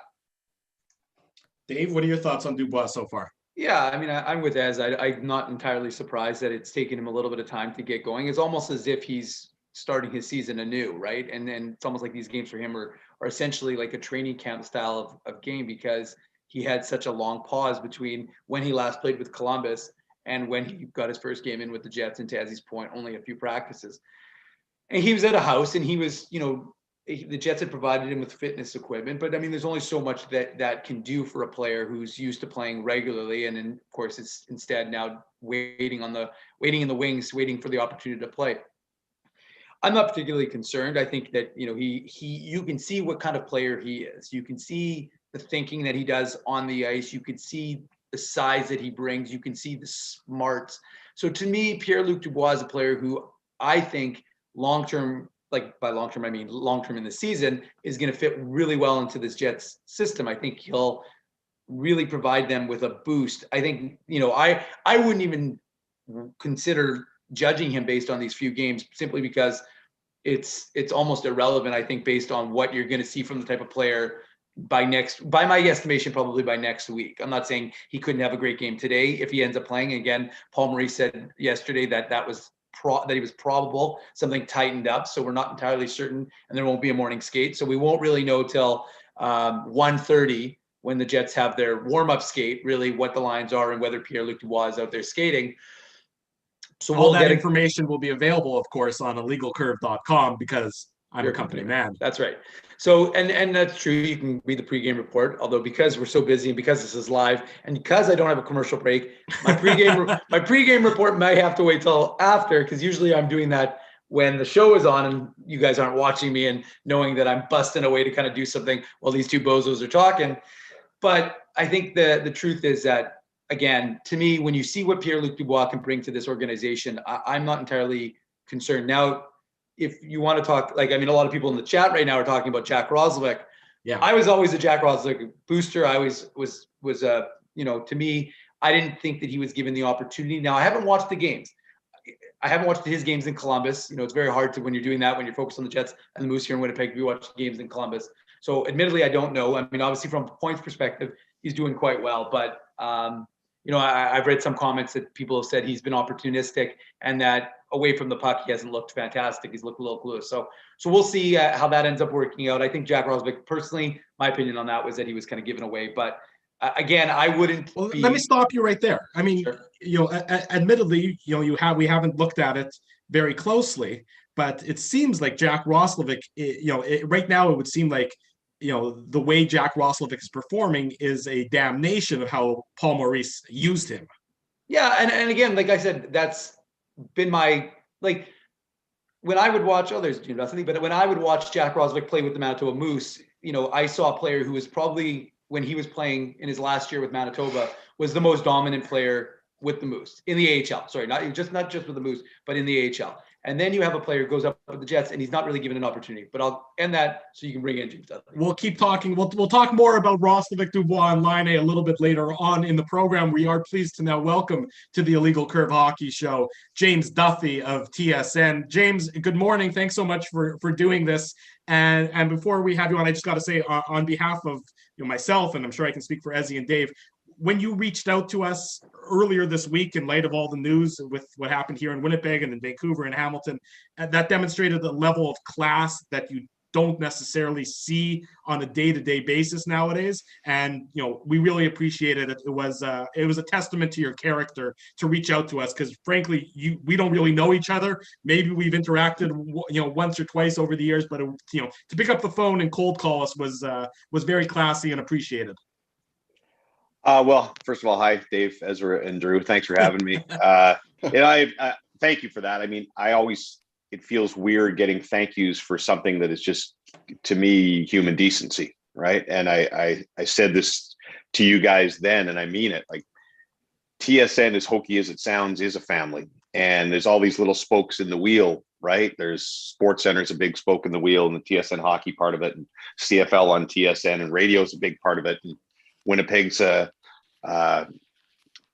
we love Winnipeg. Winnipeg's a massive market. Winnipeg radio was critical in everything that you guys do to get people talking about Jets hockey, and Jets hockey is a big part of TSN. So everything matters, and everybody matters. And if nothing else, I think you guys should have known that, but I wanted to pop that into your heads that, the Dan O'Tooles and Natasha Stanishevskis and Brent Wallace and Christian Jackson, those kind of names, and even Hustler in your town get the headlines when something happens like this. But Dave and Ezra and Drew and guys like Michael, your producer, and Chris Curry, and all those guys that work behind the scenes at the station are as important as Dan or Natasha or anybody else was to everything that TSN does. So I hope you guys are doing good, and I'm glad the show is still going.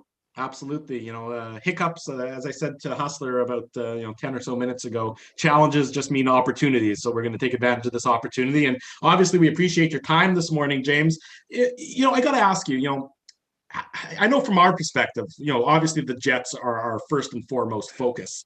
And then after that, everything else is secondary. But right. Is it as bizarre to you as it is to me that there's basically an entire 3 other divisions in the NHL that, as far as I know, I'm not paying any attention to? I mean, it seems like most of the teams are currently on COVID lockdown anyways, but it just seems like with the Canadian division, what's happening south of the border almost doesn't matter this year. Has O-Dog been on? He's coming on today too, right? Or has he already been on? In about 30 minutes, O-Dog's going to join us. Okay, so O-Dog and I were talking about this the other day, that it's like the rest of the league is the KHL. in the equivalent of a normal season, and you knew this was going to happen, And I think the Canadian division has been great, and it's a really cool deal. But I do feel, I mean, even coming on with you guys, I'm sort of a generalist, right? Where I have to know a little bit about every team. Whenever I come on, when you guys are just know every single detail, I always feel like I'm going to look stupid because I'm going to forget the seventh defenseman with the moose or something. But I was doing one in Philly the other day, a podcast like this. And I came on going, man, I haven't even thought about the Flyers this year. And I'm going to talk about the Flyers for half an hour. So yeah, it's a really weird world right now. And particularly all the troubles that have gone on in those divisions with COVID. And for the most part, Edmonton had I guess Puljujärvi had a positive or an inconclusive test or something the other day, but that was the first time it's even touched the Canadian division. And that was, I think that's a story that's going to develop as the year goes on. If Canada continue to go along, are we going to have a situation where the Canadian teams play the 56 game sked and the rest of the league is 45 or something, which will be really interesting come playoff time. But sorry, that's a long-winded way of saying, yes, it's bizarre. Sorry, I got green smoothie today. So if I get green in my teeth, please tell me. My wife just made this for me. We got coffee, so we got caught between green smoothie and coffee stains. I think we're covering all the bases in terms of things you don't necessarily want on your teeth in a YouTube broadcast. Exactly. And James, we want to ask you about kind of your perspective on the Jets in Toronto as well. But we got to ask you about the Maple Leafs. 4 wins in a row. They've only lost 2 games this year at 11-2-1. And, Mitch Marner and Austin Matthews have combined 37 points, which is just really ridiculous. But I mean, when you look at this division right now, and yeah, the Montreal Canadiens have, had a few hiccups lately, and, you've got the Jets right behind the Canadiens. But, for you, when you look at, Vancouver struggling and obviously, you don't want to, kick a dead horse in the Ottawa Senators, but we've already done that quite a bit this morning, but they're really struggling. But is this for you like Toronto's division to lose? Because you look at the way the Leafs are playing, and on certain nights it doesn't even look like they're playing that well, but they're still getting these victories, and they've really separated themselves from the rest of the pack. Well, as you know, on TSN, we don't like to focus on the Leafs. We prefer to let them be like yeah, they're good. They are really good, but I wonder if it matters. I don't think it matters until the playoffs, and which is not fair to say. They deserve the credit they're getting. They look like a different team. I think the difference in Marner and Matthews so far this year is that there were nights off. One of them would take a night off. It felt like every 3 games in past years, and there are very few nights off for those two who have become, not an equivalent, I guess, say to McDavid Draisaitl, but a 1-2 punch that's sort of on that level right now. And the D is just like all the little things that they did, which Leaf fans have been kind of crying out to Kyle Dubas to do over the past few years, to get a little bit tougher and deeper on D. And all those things have worked out. Like Wayne Simmons, before he got hurt, was playing great. He was like the Wayne Simmons of 4 years ago in Philadelphia. And TJ Brody's been good. And Justin Hall has emerged as a top 4 defenseman kind of out of nowhere. And I think when you're going to have a step up like that, that's what you need, right? You need guys that aren't expected to do something great. And when that happens, and you can, in an age when top 4 defensemen are so hard to find, and you guys know Winnipeg probably as much as any other market in that division over the last couple of years, having a guy like that just emerge is really something. So yeah, they're good, but if they go to the first round, let's say Toronto wins the division and plays Calgary. Calgary's a little bit of an enigma right now, and Markstrom stands on his head or something again. I just think that Toronto's season is irrelevant until they win the 2 rounds and get out, if that's what they're able to do. I just don't think that you have to be very guarded in your praise of the Leafs until you see what they do in the playoffs. And I think they all know that too, right? Matthews and Marner and Tavares, they all know that they're only going to be judged on what happens when they get to the top 4 in the North come playoff time. James, I liked your description that the rest of the league is like the KHL, because I'm like with you. I have absolutely I might know more about what's going on in the KHL if there's a Jets prospect than I have with the American teams right now. But, in that vein, I mean, we see how popular it seems to be with the Canadian division. Now, we know that in all likelihood, if everything goes well and the world gets back to somewhat normality next year, it won't be this way. But do you see the NHL tweaking their schedule to make it so there's more times, like instead of Winnipeg playing Toronto once and Winnipeg once in each city and Montreal once in each city, that we see more series between these Canadian teams? Yeah, I think a couple things. I think it's possible you could see a Canadian division going forward, though I don't know how much you guys have talked about it. The logistics of it would be challenging from a travel standpoint when you have to go back to, and I don't mean a Canadian division where they only play each other, obviously, a Canadian division in a normal schedule. So let's say, as you say, we have a normal sched next year. Could the Canadian division exist? Because the travel now suddenly changes. I know they've said the Canadian division's really good travel-wise this year because these 2 and 3 game series are playing, and they don't have to cross the border or anything like that. So could it exist when you also have to travel? If you're the Jets, when you also have to travel, down to Florida or whatever. If you're the Leafs and you also have to go to California, can you still go west twice or 3 times? And can the Jets come east 3 times a season? Maybe if those back-to-back games remain part of it, these little 2-game series, which I don't know if I love yet. I'm not sure. Like it, when you're hosting a show, I've done a couple. You don't see me too much on the Jets games except in the intermissions. But let's say I'll do Sens back-to-back against the Oilers, and by the second night, I'm like, all right, here we go again. It's McDavid and Draisaitl, and so it gets a little hard to sell the same thing over and over and over again. I kind of prefer where you don't see somebody and then you see him again in a couple of months, but it probably won't happen.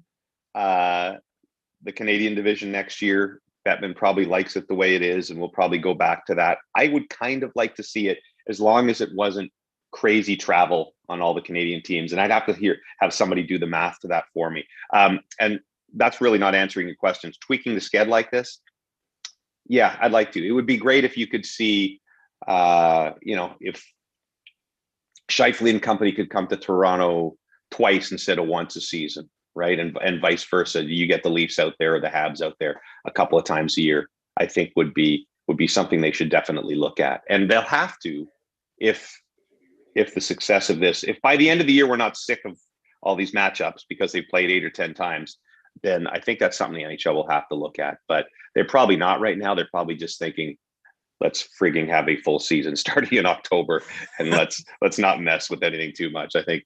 And we all feel the same way. We certainly do want to return to a sense of normalcy. James Duthie is our guest. You're listening to the Illegal Curve Hockey Show. We're live on YouTube. Be sure to subscribe to our YouTube channel for the latest Winnipeg Jets and Manitoba Moose video. And you can also, of course, subscribe to our podcast. Get the show sent to your device automatically each and every Saturday.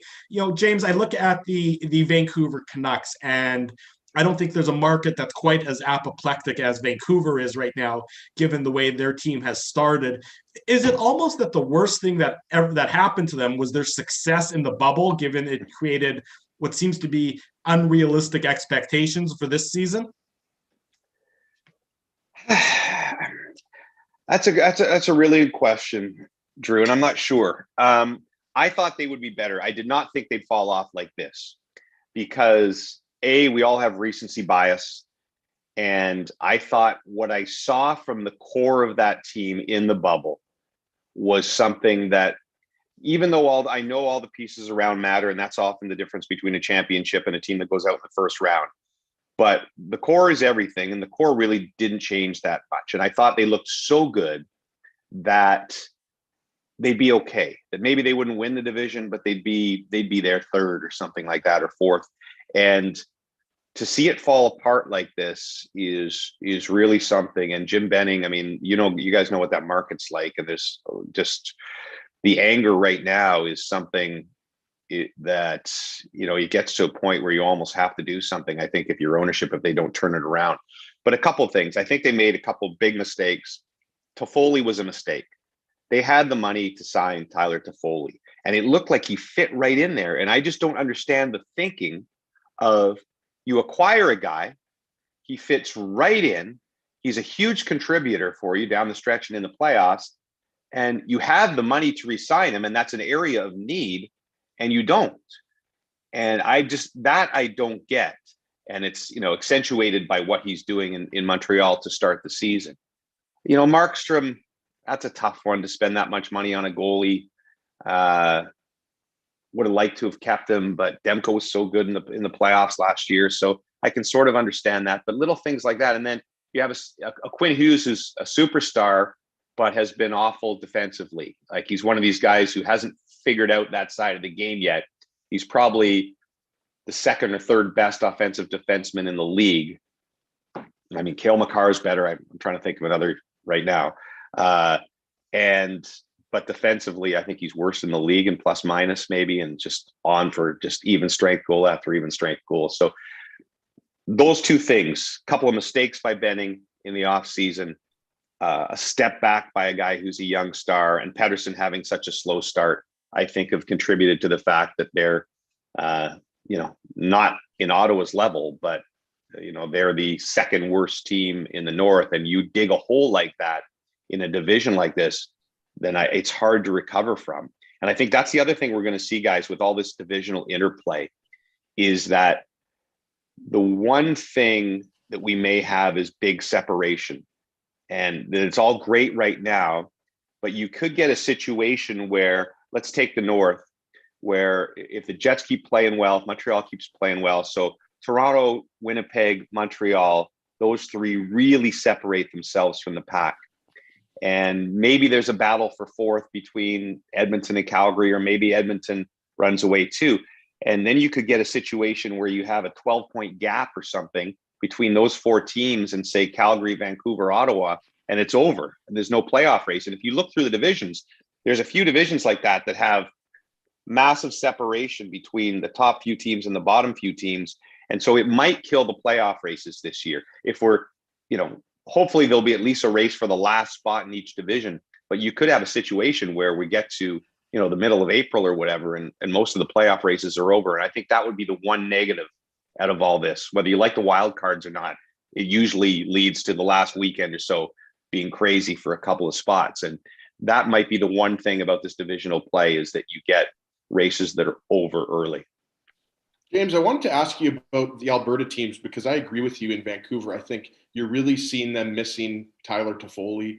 And, this was pointed out by Ray Ferraro on Overdrive a couple of days ago, that, Chris Tanev, I think, was a player that I think many people, myself included, we underestimated, what his loss was going to mean. And he's been so good with Noah Hannafin there in Calgary. When you look at the Oilers and the Flames, obviously we've got, a lot of season to play, not as much as maybe we're used to, but, when you look at the Flames or Oilers, which of those two teams, do you think has it more together at this point in the season? Because you look at the Flames and they're, having trouble scoring goals. If Tkachuk, Monahan, Goudreau, and Lindholm aren't putting the puck in the net, they're having some difficulty. And then you look at the Oilers and, on defense, it's a work in progress. So when you look at those two teams, do you give the edge to the Oilers just because of McDavid and Draisaitl? And do you still think there's enough season that, teams like Calgary and Vancouver are going to be able to figure it out? That's a great question. And I think that might end up being the question of this division is that, because I really do think that Winnipeg and Toronto or Montreal are good enough that they're going to be playoff teams, barring some sort of crazy injuries. Calgary to me is the most enigmatic team in the division, because I do think they are a more complete team than the Oilers. And so I would say right now, if they were to meet in a playoff series, that I would probably.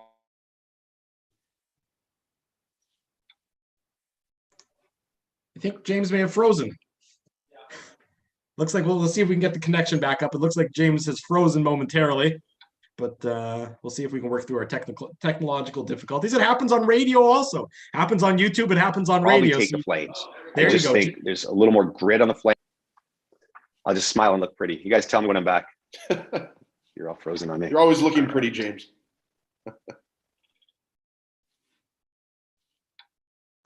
Go for it, James. I think you're back. No, I think he's frozen still. No, still frozen. James was back there for a second, but nope. No, we lost him. No, we lost him. All righty. Well, we appreciate James joining us. I mean, we'll see if he's able to come back on with us momentarily. But it's that's what you get when you live stream. Sometimes it is you never know what's going to happen. We were talking about Vancouver there. I mean, I'm surprised. I mean, boy, I mean, Ottawa didn't really have any hope this year. Nobody's really surprised that Ottawa's been struggling in the manner that they have. But when Vancouver lost on Thursday night to Calgary, I mean, they've lost 6 in a row.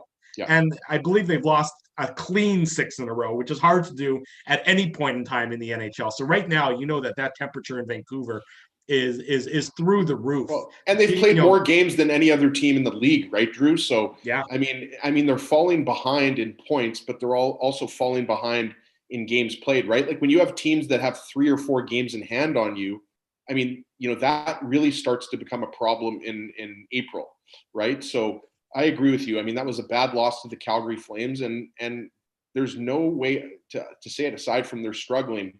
And we got James back now, though. Yeah, there you go. I think we got James back. You're moving to a different device from the previous one, right? Yeah, sorry. You have to switch cameras. Do you want me to turn this sideways? Does it matter? Doesn't matter. I have the worst Wi-Fi in the world in my house. I live in a town called Aurora, north of Toronto, and it's 2021. And I work for a large telecom company, and my Wi-Fi is the worst, to the point where I had to get a landline reinstalled in my house to do radio interviews because my cell phone goes down so often. And so we were rolling along nicely there, and I've changed to my phone and put it on data. So hopefully it will work. I don't know. I was on such a brilliant soliloquy. It was some of my finest work too. Where did you lose me at? And to play nice, James, I won't ask you who your Wi-Fi provider is because I don't want to put anybody into an awkward position or anything right now. You were talking about the Alberta teams, and I think Dave actually has a question for you about the trade deadline upcoming, if I'm not mistaken, right, Dave? Right. Where did I get cut off on the Alberta teams? And I'll finish my thought. Really, is that I said Calgary was really enigmatic, and I just think if they were to play in a playoff series, I'd take Calgary. I think they're a more complete team. I think the goaltending's better, a little more grit, guys like Tkachuk and etc. But when you get, again, back to what I said before, if you get off to a start like this, like if the Oilers get 8 points ahead of them or something, it begins to be a hard mountain to climb, especially when you get the Senators so often on your schedule. And if the Canucks are bad, those are a lot of victories for teams who get ahead, right? So I'd like Calgary, I guess, is the answer to my question, but barely over Edmonton. James, one of the favorite parts of Trade Center, usually we're watching it inside the Bell on PS Place, watching your broadcast. And, sometimes when things aren't happening, you're having some fun with your co-host. What do you think it's going to be like this year, though? Because we saw it with the Patrick Laine trade to Columbus, what's happened, what the reality is for Canadian teams trading with an American team. The weight. Pierre-Luc Dubois just played his first game for the Jets this last week. Patrick Laine, Jack Roslovic already playing number of games for the Columbus Blue Jackets. So there's obviously a disparity there between those types of, the Canadian teams trading with the American teams that's never existed before.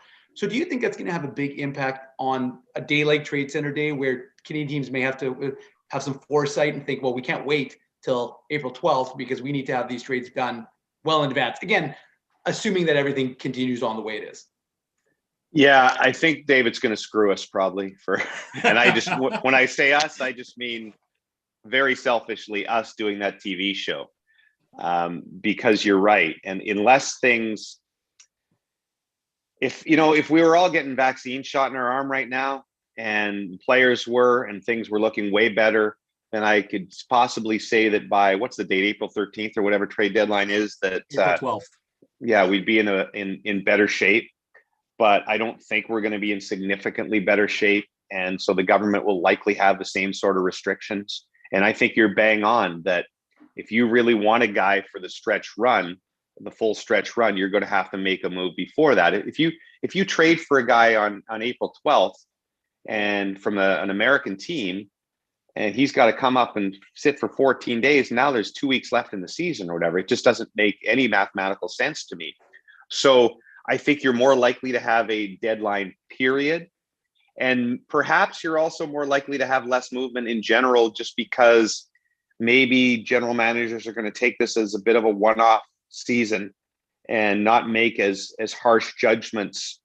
There'll still be the tweaking. There's always trades around trade deadline, but there may not be any, the big moves that we've seen in some years, not enough years, simply because, perhaps they're going to say this is just a strange, weird season. I'm not going to make a gigantic, trade my number one defenseman or something for 2 first rounders. And I may not do that this year.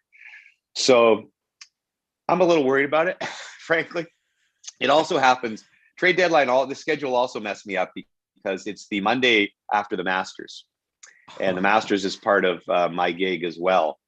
And so haven't quite figured that one out. If I am going to be able to go to the Masters, somehow find my way back on a red eye or something and get there for trade deadline, or if I won't be able to go to the Masters, we'll have to do it from Toronto, which would cut a deep hole in my soul. Because as much as I love hockey, I really love covering the Masters. It's one of my favorite weeks of the year. So, this thing has already messed up the entire spring schedule for me. I think there's something to be said about trade deadline from Amen Corner, because a lot of those teams are throwing Hail Marys at that point in time. I was trying to push for that, but I don't think my bosses were buying it. I don't think the bosses at Augusta National are buying it either, unfortunately. yeah, good point by you. James Duffy, James, we appreciate it. As I mentioned off the top, we appreciate you reaching out to us earlier this week. We appreciate you jumping on with us. We'll let you get back to your Saturday, I guess, almost afternoon activities, and we'll chat again real soon. Appreciate you joining us this morning. Dave, Ezzy, Drew, like I said, I'm sorry about what happened this week, and I'm glad that the show continues this quickly.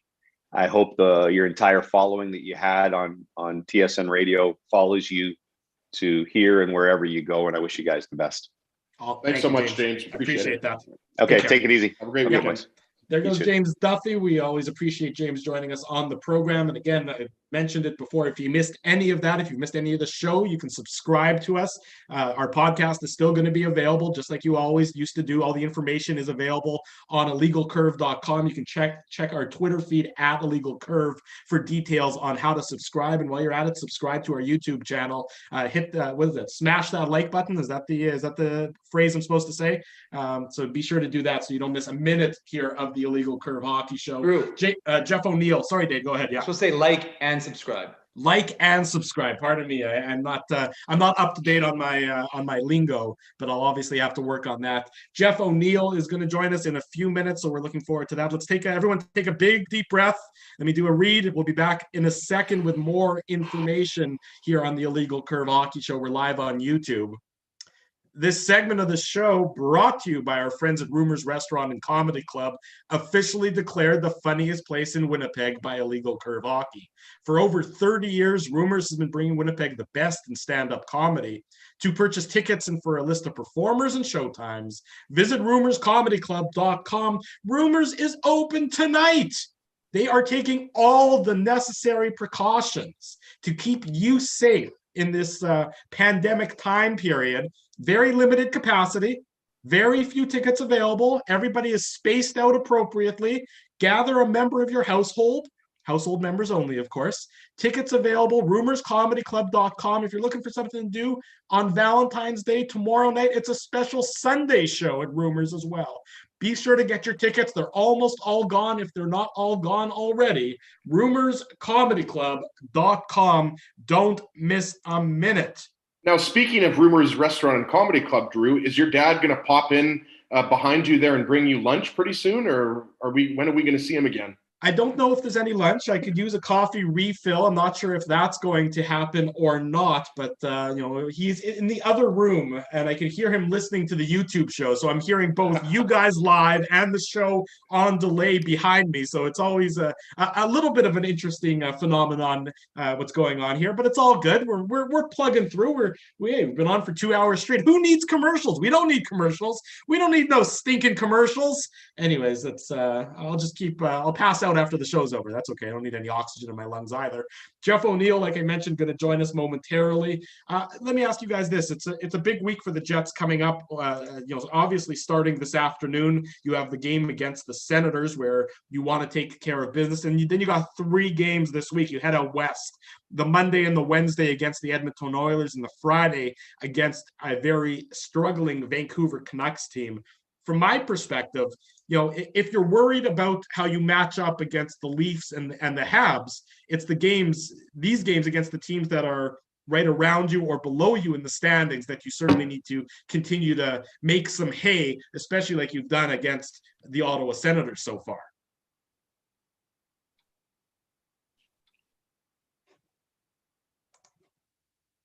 I think as he's frozen or as he was frozen. No, I mean, obviously, Drew, you have to pick up these wins and you have to do well against the teams that are below you. I mean, it's cliche to say, but it's true. I mean, the whole point, and we talk about it, at the end of the day, it's points in the standings bank, and you want the team to be playing. I think you need to mute Ezzy because there's an echo. But the point is that these are the things you have to do. You just can't afford, like that last second loss to the Oilers, the late loss to the Flames. They're bad. You just can't afford to continue to do them, because what we've talked about, or what's been alluded by Paul Maurice and people who are focused on this team, is look at the schedule in March and April. I think they play like 17 games against Montreal and Toronto between, so the point is you're going to have a heavy schedule coming up. You're going to have some big battles coming up where you're going to have to show what this team is worth. Now, the truth is, I think that's better for the Jets, because I think they'll be able to get up for those games, and we'll see what they are able to do. But two, I think it will give a player like Pierre-Luc Dubois, it'll give Paul Stasny, a player who's played center pretty much his entire career, an opportunity to play on the wing a little bit. So I think from that perspective, it's kind of good the way this Jets schedule set itself up. But again, you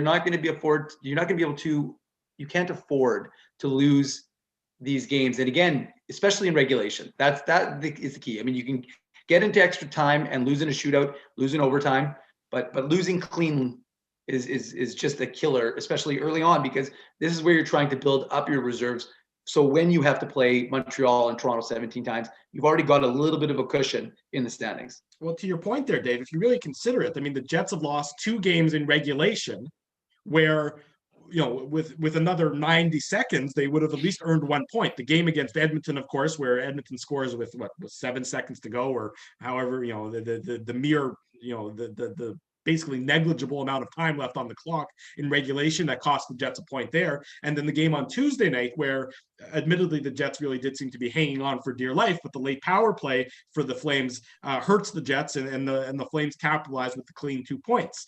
It's more important than ever, especially given how it looks like it's going to be so tight in the Canadian division between the Jets and the Flames and the Oilers. Assuming Montreal and Toronto continue to perform at the upward trajectory, although Montreal's struggling as of late. It's so important to at least get those quote unquote loser points that the Jets have so far missed out on 2 very key loser points so far this season, Ezzy. Yeah, I'm unfrozen now, thankfully, but Dave's right, and you're right, Drew. I mean, there are some points that have been left on the board, no doubt, but the Jets have thankfully taken care of those games against the Ottawa Senators, which have been half of their wins. But I think this stretch, not only is it important because the games are on the road, and let's be honest, you're facing more desperate teams. And now the Jets will always say that they're going to play just as desperately as the other team.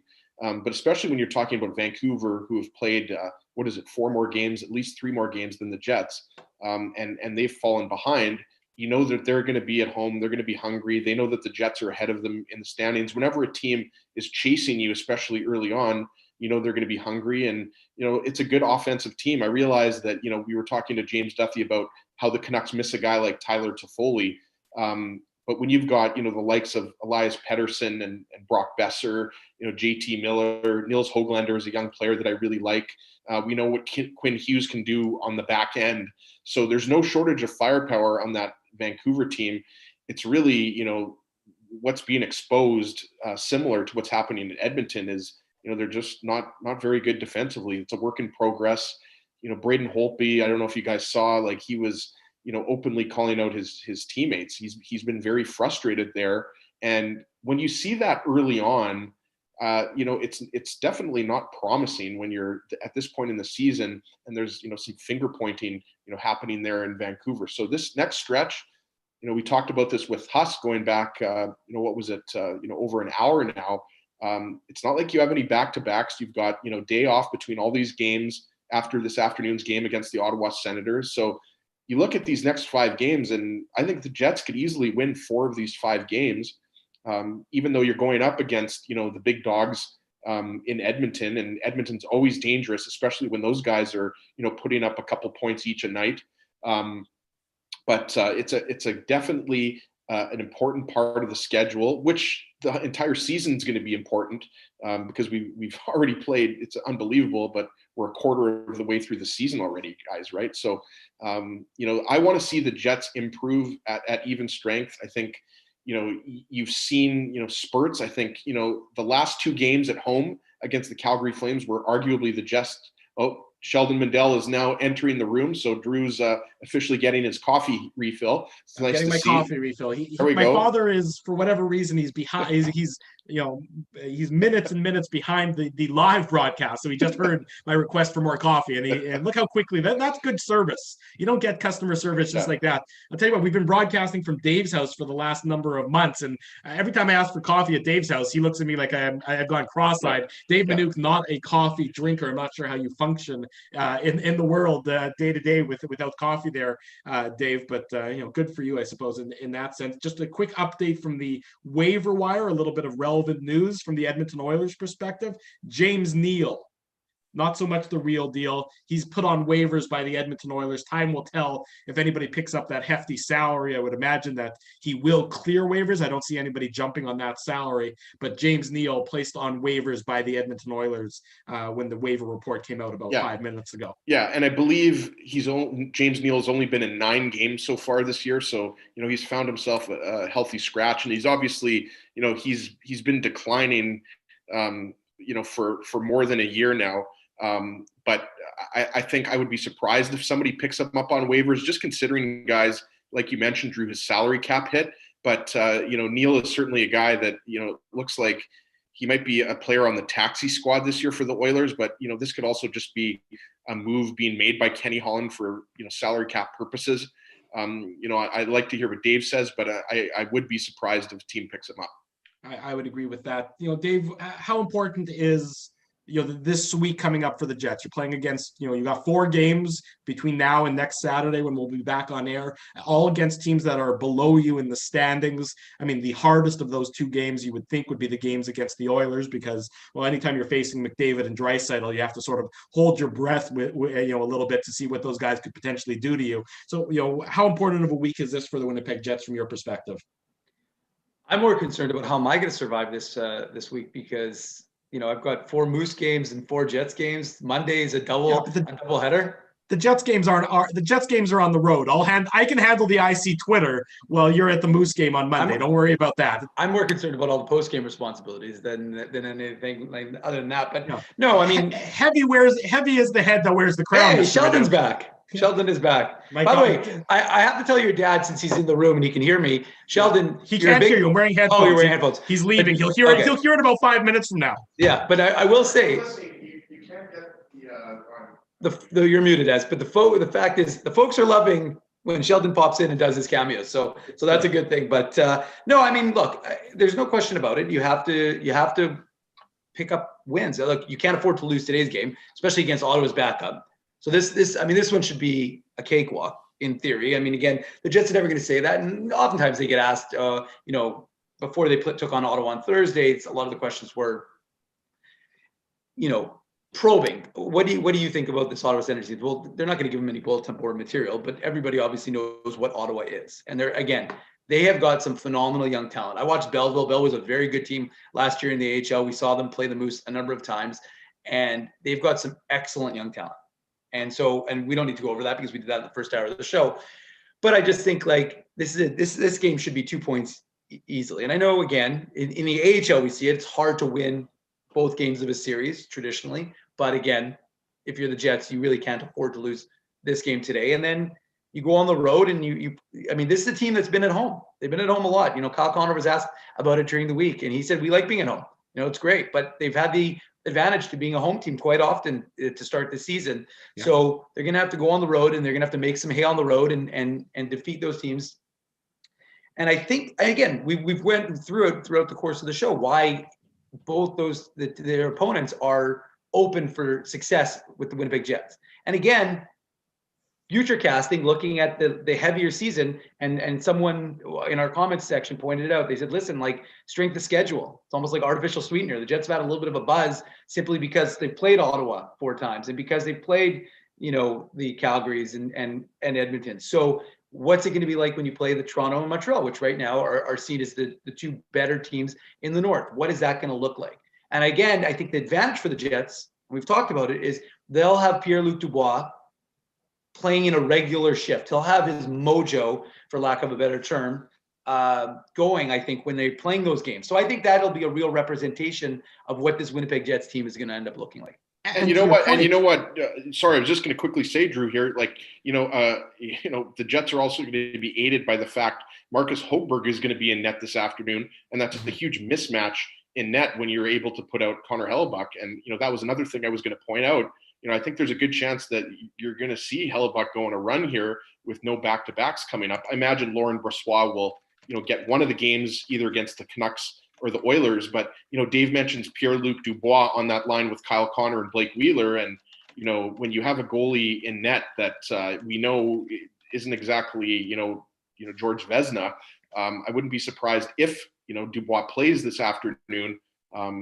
That line is going to have a little bit more success offensively. And if he doesn't play this afternoon, then, you're going to get to go against a couple teams in Vancouver and Edmonton that aren't exactly top defensive teams either, especially with the Canucks, the amount of shots they give up on a nightly basis. But the Oilers aren't that far behind in terms of how they're struggling defensively. So nobody's going to be worried about Pierre-Luc Dubois. He's going to start putting some goals and assists on the board. That line's going to start clicking.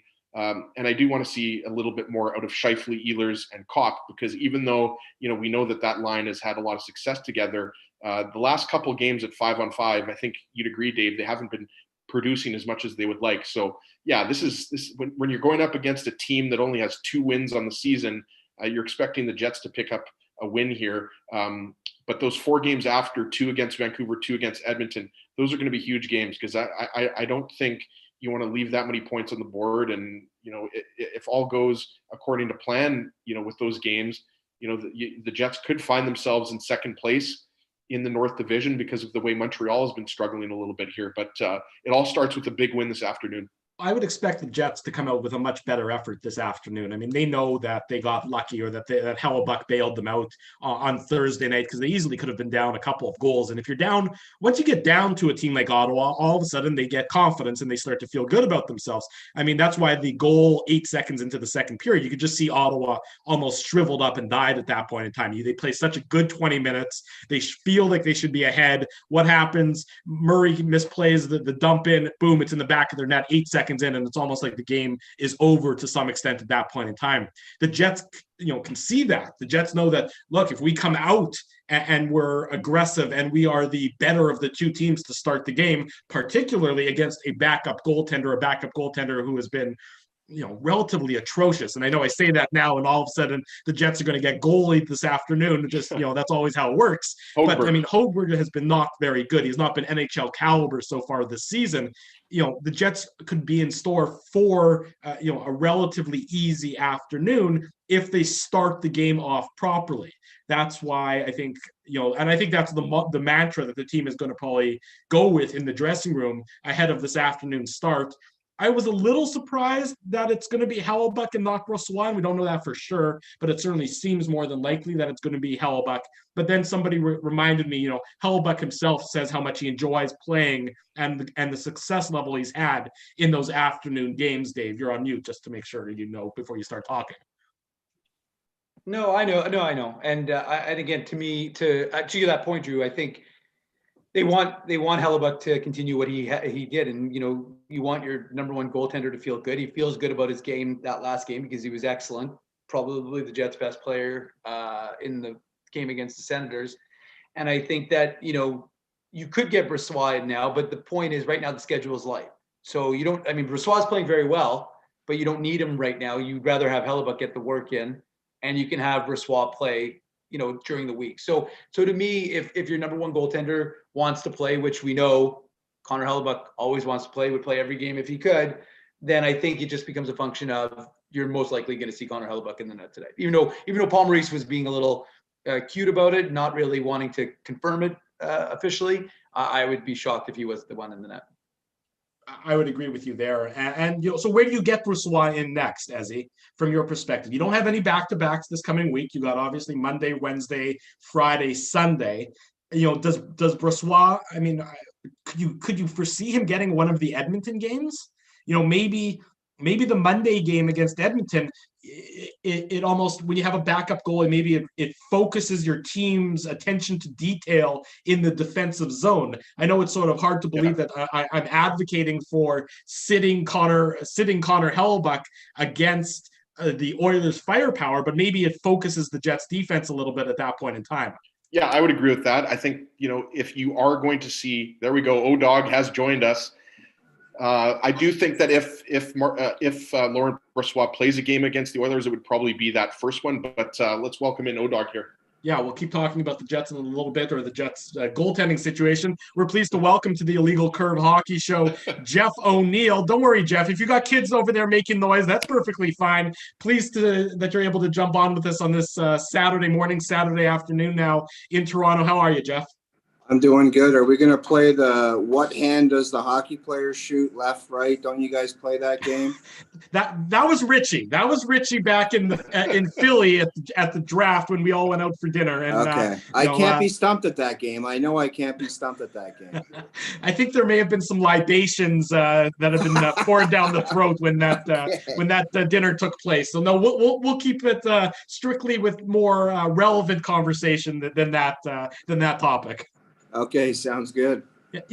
Jeff, obviously we haven't had you on since the trade, the Dubois for Laine and Roslovic trade. And, Dubois only played 2 games here in Winnipeg now after he had to quarantine. We've seen Roslovic perform very well in Columbus. Laine had that little bit of a hiccup with the assistant coach. I don't want to badmouth Patrick Laine because that's not where I'm going with this. But what did you think of that? How often does an interaction like that happen where a player snaps at an assistant coach and it would lead to a benching? I mean, you've been around the game for so long, you would have insight on that I certainly wouldn't have. Well, first of all, you would think it would happen maybe 3 or 4 months into it. You didn't think it was going to happen within the first week where you're mouthing off to a coach.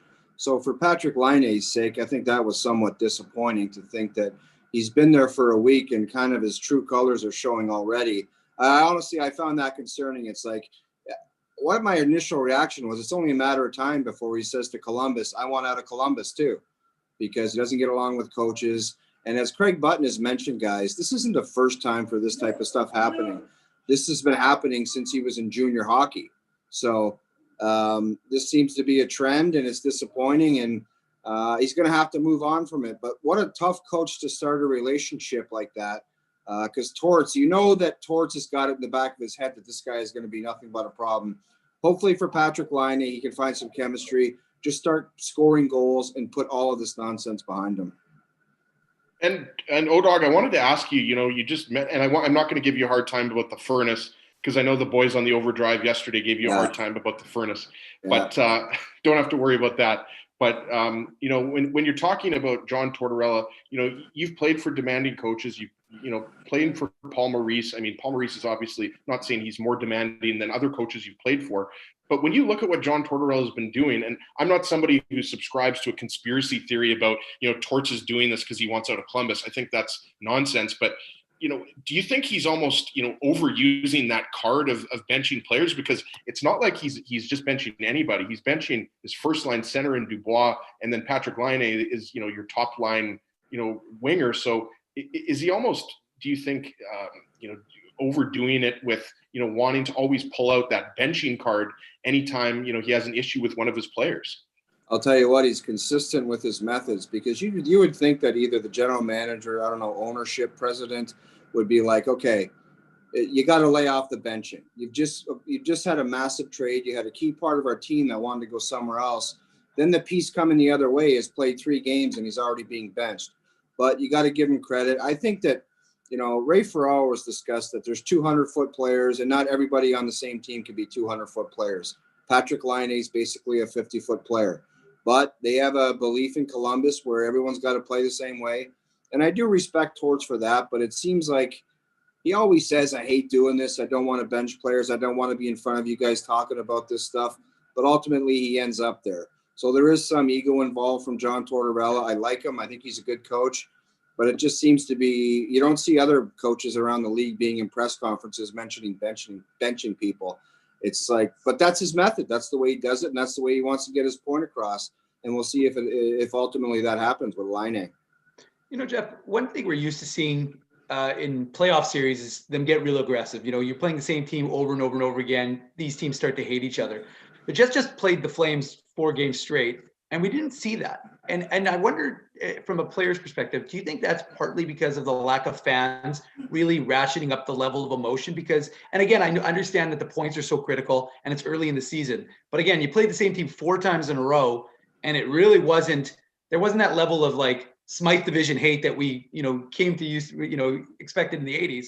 You just don't see it now. So is that a function of something you don't see, or a lack of fans? I think the fans are a massive part of it. Like, can you imagine being in a place like Montreal where the energy is ramped up right in warm up? And it almost seems like, as opposed to this situation creating unbelievable, intense rivalries, I almost get the sense watching some games, and there's been stinkers throughout the North Division. I find a lot. It's like a Tuesday night and the same team's been playing 3 times in a row.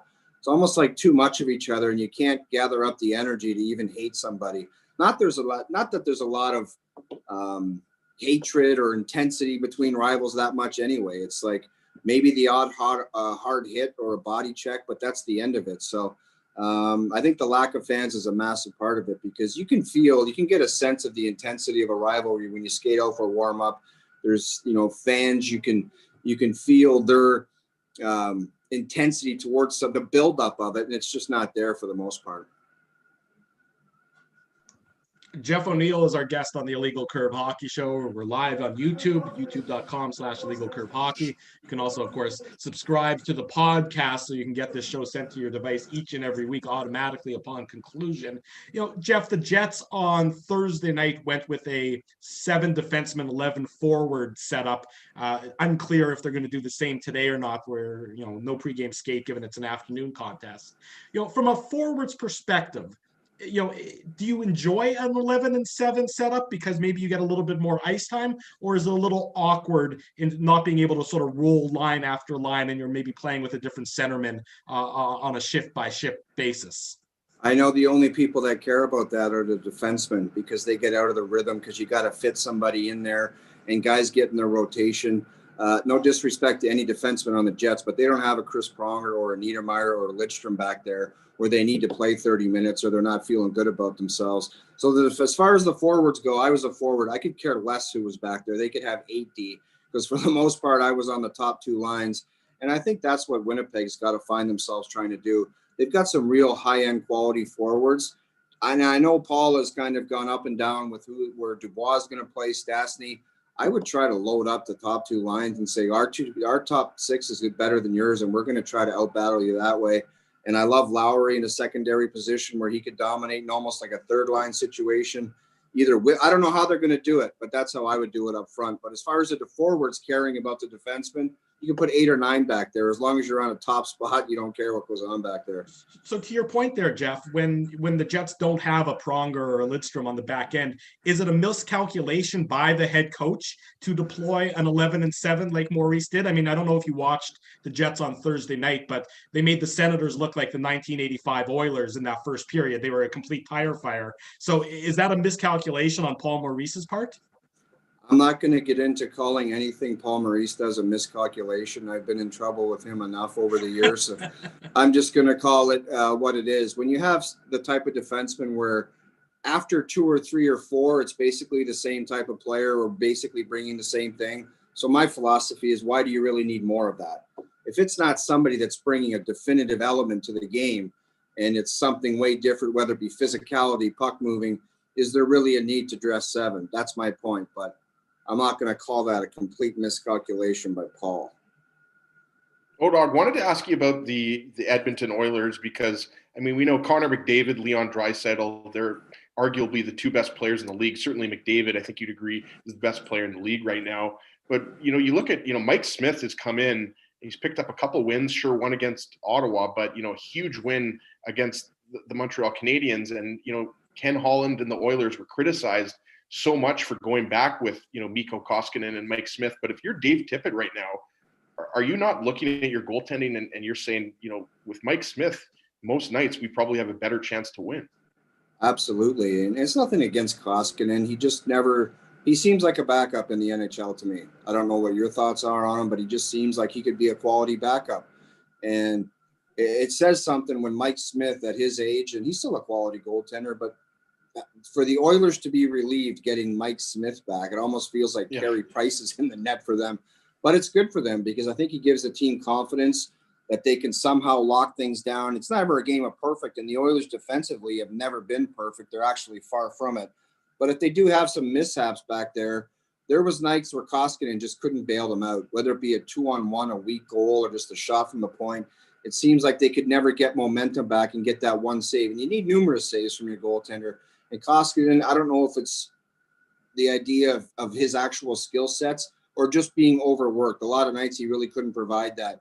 So now they can have kind of that tandem system, and Mike Smith's going to be the main guy of that tandem. Jeff, what are your thoughts about this all-Canadian division? I mean, we talked about it without fans, but could you imagine if you had fans in the building? It plays out somewhat like the AHL where you see the same team and whether they would do it that way. But it just seems like there's going to be that demand in Canada, at least, to see here in Winnipeg, to see the Leafs more than once a year in Winnipeg and Montreal more than once a year in Winnipeg. So what do you think about this? How would you do it if you had the choice to make a schedule for next season? How would you like to see the schedule as it pertains to Canadian teams? I think you can try to have the Canadian teams playing each other a little more, but you have to understand that there's 23 or 24 other teams in the United States. So how do you make that work for those guys? Obviously, I'd love to see Toronto in Montreal more than it actually is, but can that happen? I'm not sure. Winnipeg, like all the Canadian matchups, although some of them haven't been that intense because of who knows what reasons, whether there's too many games in the schedule or what the deal is. But can it happen and can it work with the rest of the league? I'm not sure. But I'm getting a little bit tired of it, to be honest with you. It just seems like the lack of intensity and it's same team after same team. It's getting a little much for me this year, but I hope they can kind of fix it next year. Jeff O'Neill is our guest on the Illegal Curve Hockey Show. We're live on YouTube. You can check our channel out, youtube.com/Illegal Curve Hockey. Also, of course, the podcast edition of this will be available following the conclusion of the show. Jeff, the Jets obviously acquired Pierre-Luc Dubois in the Laine and Roslovic trade. They've only had him for 2 games. But, when you saw Dubois against the Leafs in the bubble, where he was a dominant player, and he controlled the play, and he was able to minimize the impact of the Leafs and their superstar offensive talent. When a player like that becomes available, is that just almost overwhelming for a general manager to try and be able to acquire that player? I think so. I think the one thing you're thinking is we're getting rid of Patrik Laine, who is a top-end elite goal scorer. Who knows what he ultimately becomes, but you're thinking, no matter what we do here, we're probably not going to get fair market value for whatever he's leaving the city worth. And I think when somebody like Dubois comes up, it basically fell in their lap. And I think they're quite confident that they're saying, we got fair value for this trade. Who knows how it's going to play out in 5 years, how you're going to look at the trade. But I think sometimes you look at, we're going to get rid of a star player. We're getting 2 young prospects and 2 draft picks. And you know what? Ultimately, you get nothing out of it. And you say, man, you traded that guy for that. So I think as far as star player for star player or star up-and-coming player, I think that's as good as you can do as far as the Winnipeg Jets are concerned.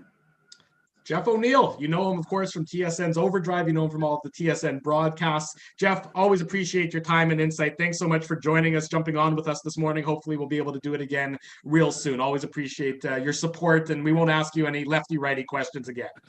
All right, guys. Thanks for having me. See you later. Take care. Thanks, There goes Take Jeff care. O'Neill, our good friend from TSN in Toronto.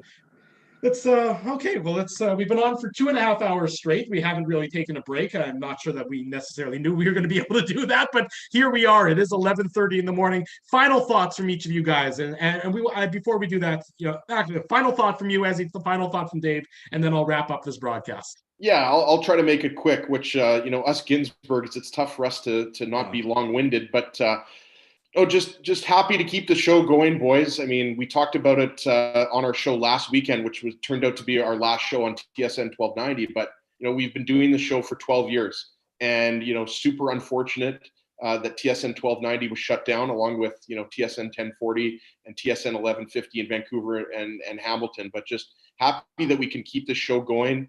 To be honest with you, I don't know what else I would do on Saturday mornings. Obviously, I would be playing with my kids and, maybe helping my wife out with some of the vacuuming around the house. But, just happy to keep it going and, looking forward to this afternoon's game and, just looking forward to continuing doing the show for everybody. And we appreciate, like we mentioned, a couple of hours ago at the beginning of the show, just appreciate all the support. Dave, Drew, and I, we love you guys out there. We appreciate it. And, we're going to keep doing the show for you guys and all of those millions of dollars that we make. Dave? You got to mute Ezzy.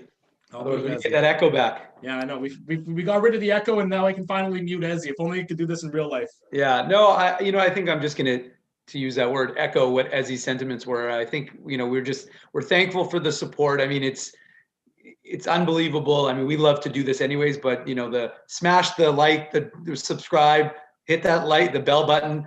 I mean, the truth is, it's crazy. Like not the bell button, Dave, not the bell button. Maybe not the bell button, but I'll smash that in a different way. But I think what it ultimately comes down to, and it's interesting, YouTube was not something we've ever really traditionally used. We've always been on Twitter. We've been on Instagram. Obviously our website, illegalcurve.com, has been our online presence for over a decade, as you guys have talked about. But, really our YouTube, and just to see the reaction, I mean, we were at 100 before, and then I started posting the Jets Moose stuff. We picked that up, and now I think we're at almost 2,000. I mean, it's crazy how much support we've had from people. And again, that's reflected in the chat that's going on right now, and it's reflected on the on that. So I just am so thankful for the support from everybody, and I really do have to say, I mean, again, it's awesome to see the community. I mean, it's one thing we do when we're doing our radio show. We would have interaction, obviously, on Twitter, and we would do a call-in show probably maybe 3 times a year, most likely usually just 2 times a year, but occasionally a little bit more. And you didn't have that interactivity with the audience that we do. And we're active. We have like I said, we're active on other platforms, but to see the dialogue that's going on, it's awesome. And it's a fun place. It's allowing people to have, I think, a voice. And that's what people are, and that's the kind of the overarching message I seem to be seeing, whether it's on message boards or Instagram or in the chat right now, is that people feel like their voice has been removed. And if we can provide people that opportunity to have a place for their voice, that to me is so valuable. And it's such an awesome, like I said, it's amazing that I get to draw something from that. So I'm really appreciative of it. And again, I didn't know how the show was going to go, and originally when it started, I was like, oh man, we're going to do a show without breaks for a couple of hours. It's been 2.5 hours, no breaks other than Drew reading his 10-second reads, and it's flown by. So I'm looking forward to continuing. I think that, we've obviously knew we've got something here with Illegal Curve, and I'm just looking forward to continuing. And also for everybody going to illegalcurve.com after the Jets game to read our good stuff. Dave, not afraid to make the final plug for illegalcurve.com, and I'll wrap it up by echoing everything Dave said. Of course, we want to thank our sponsors, Rumors Restaurant and Comedy Club, Linden Market Dental Center, Bernstein's Deli, and Zappia Group Realty. Support these fine local businesses because they support Illegal Curve Hockey. If you know of a business that might be interested in becoming one of our exclusive sponsors, don't be afraid to reach out. You can reach us on Twitter at Illegal Curve. You can always email us, advertise@illegalcurve.com. We want to hear from you. Drew at illegalcurve.com, Dave at illegalcurve.com, Ezra at illegalcurve.com. We do this for our fans, and we appreciate all of you that have joined us for the last two and a half plus hours. It is truly overwhelming. We thank you so much for doing it. We'll be back next Saturday. We're going to do this again next Saturday. Be sure to keep it tuned to illegalcurve.com. Hit the subscribe button, smash the like button, subscribe to the podcast. We'll have that up for you just as soon as possible. Thank you so much to everybody who joined us on YouTube, to James Duffy, Jeff O'Neill, to Hustler, We love you all. That's it. Thanks for joining us. We'll see you next Saturday for the Illegal Curve Hockey Show live on youtube.com.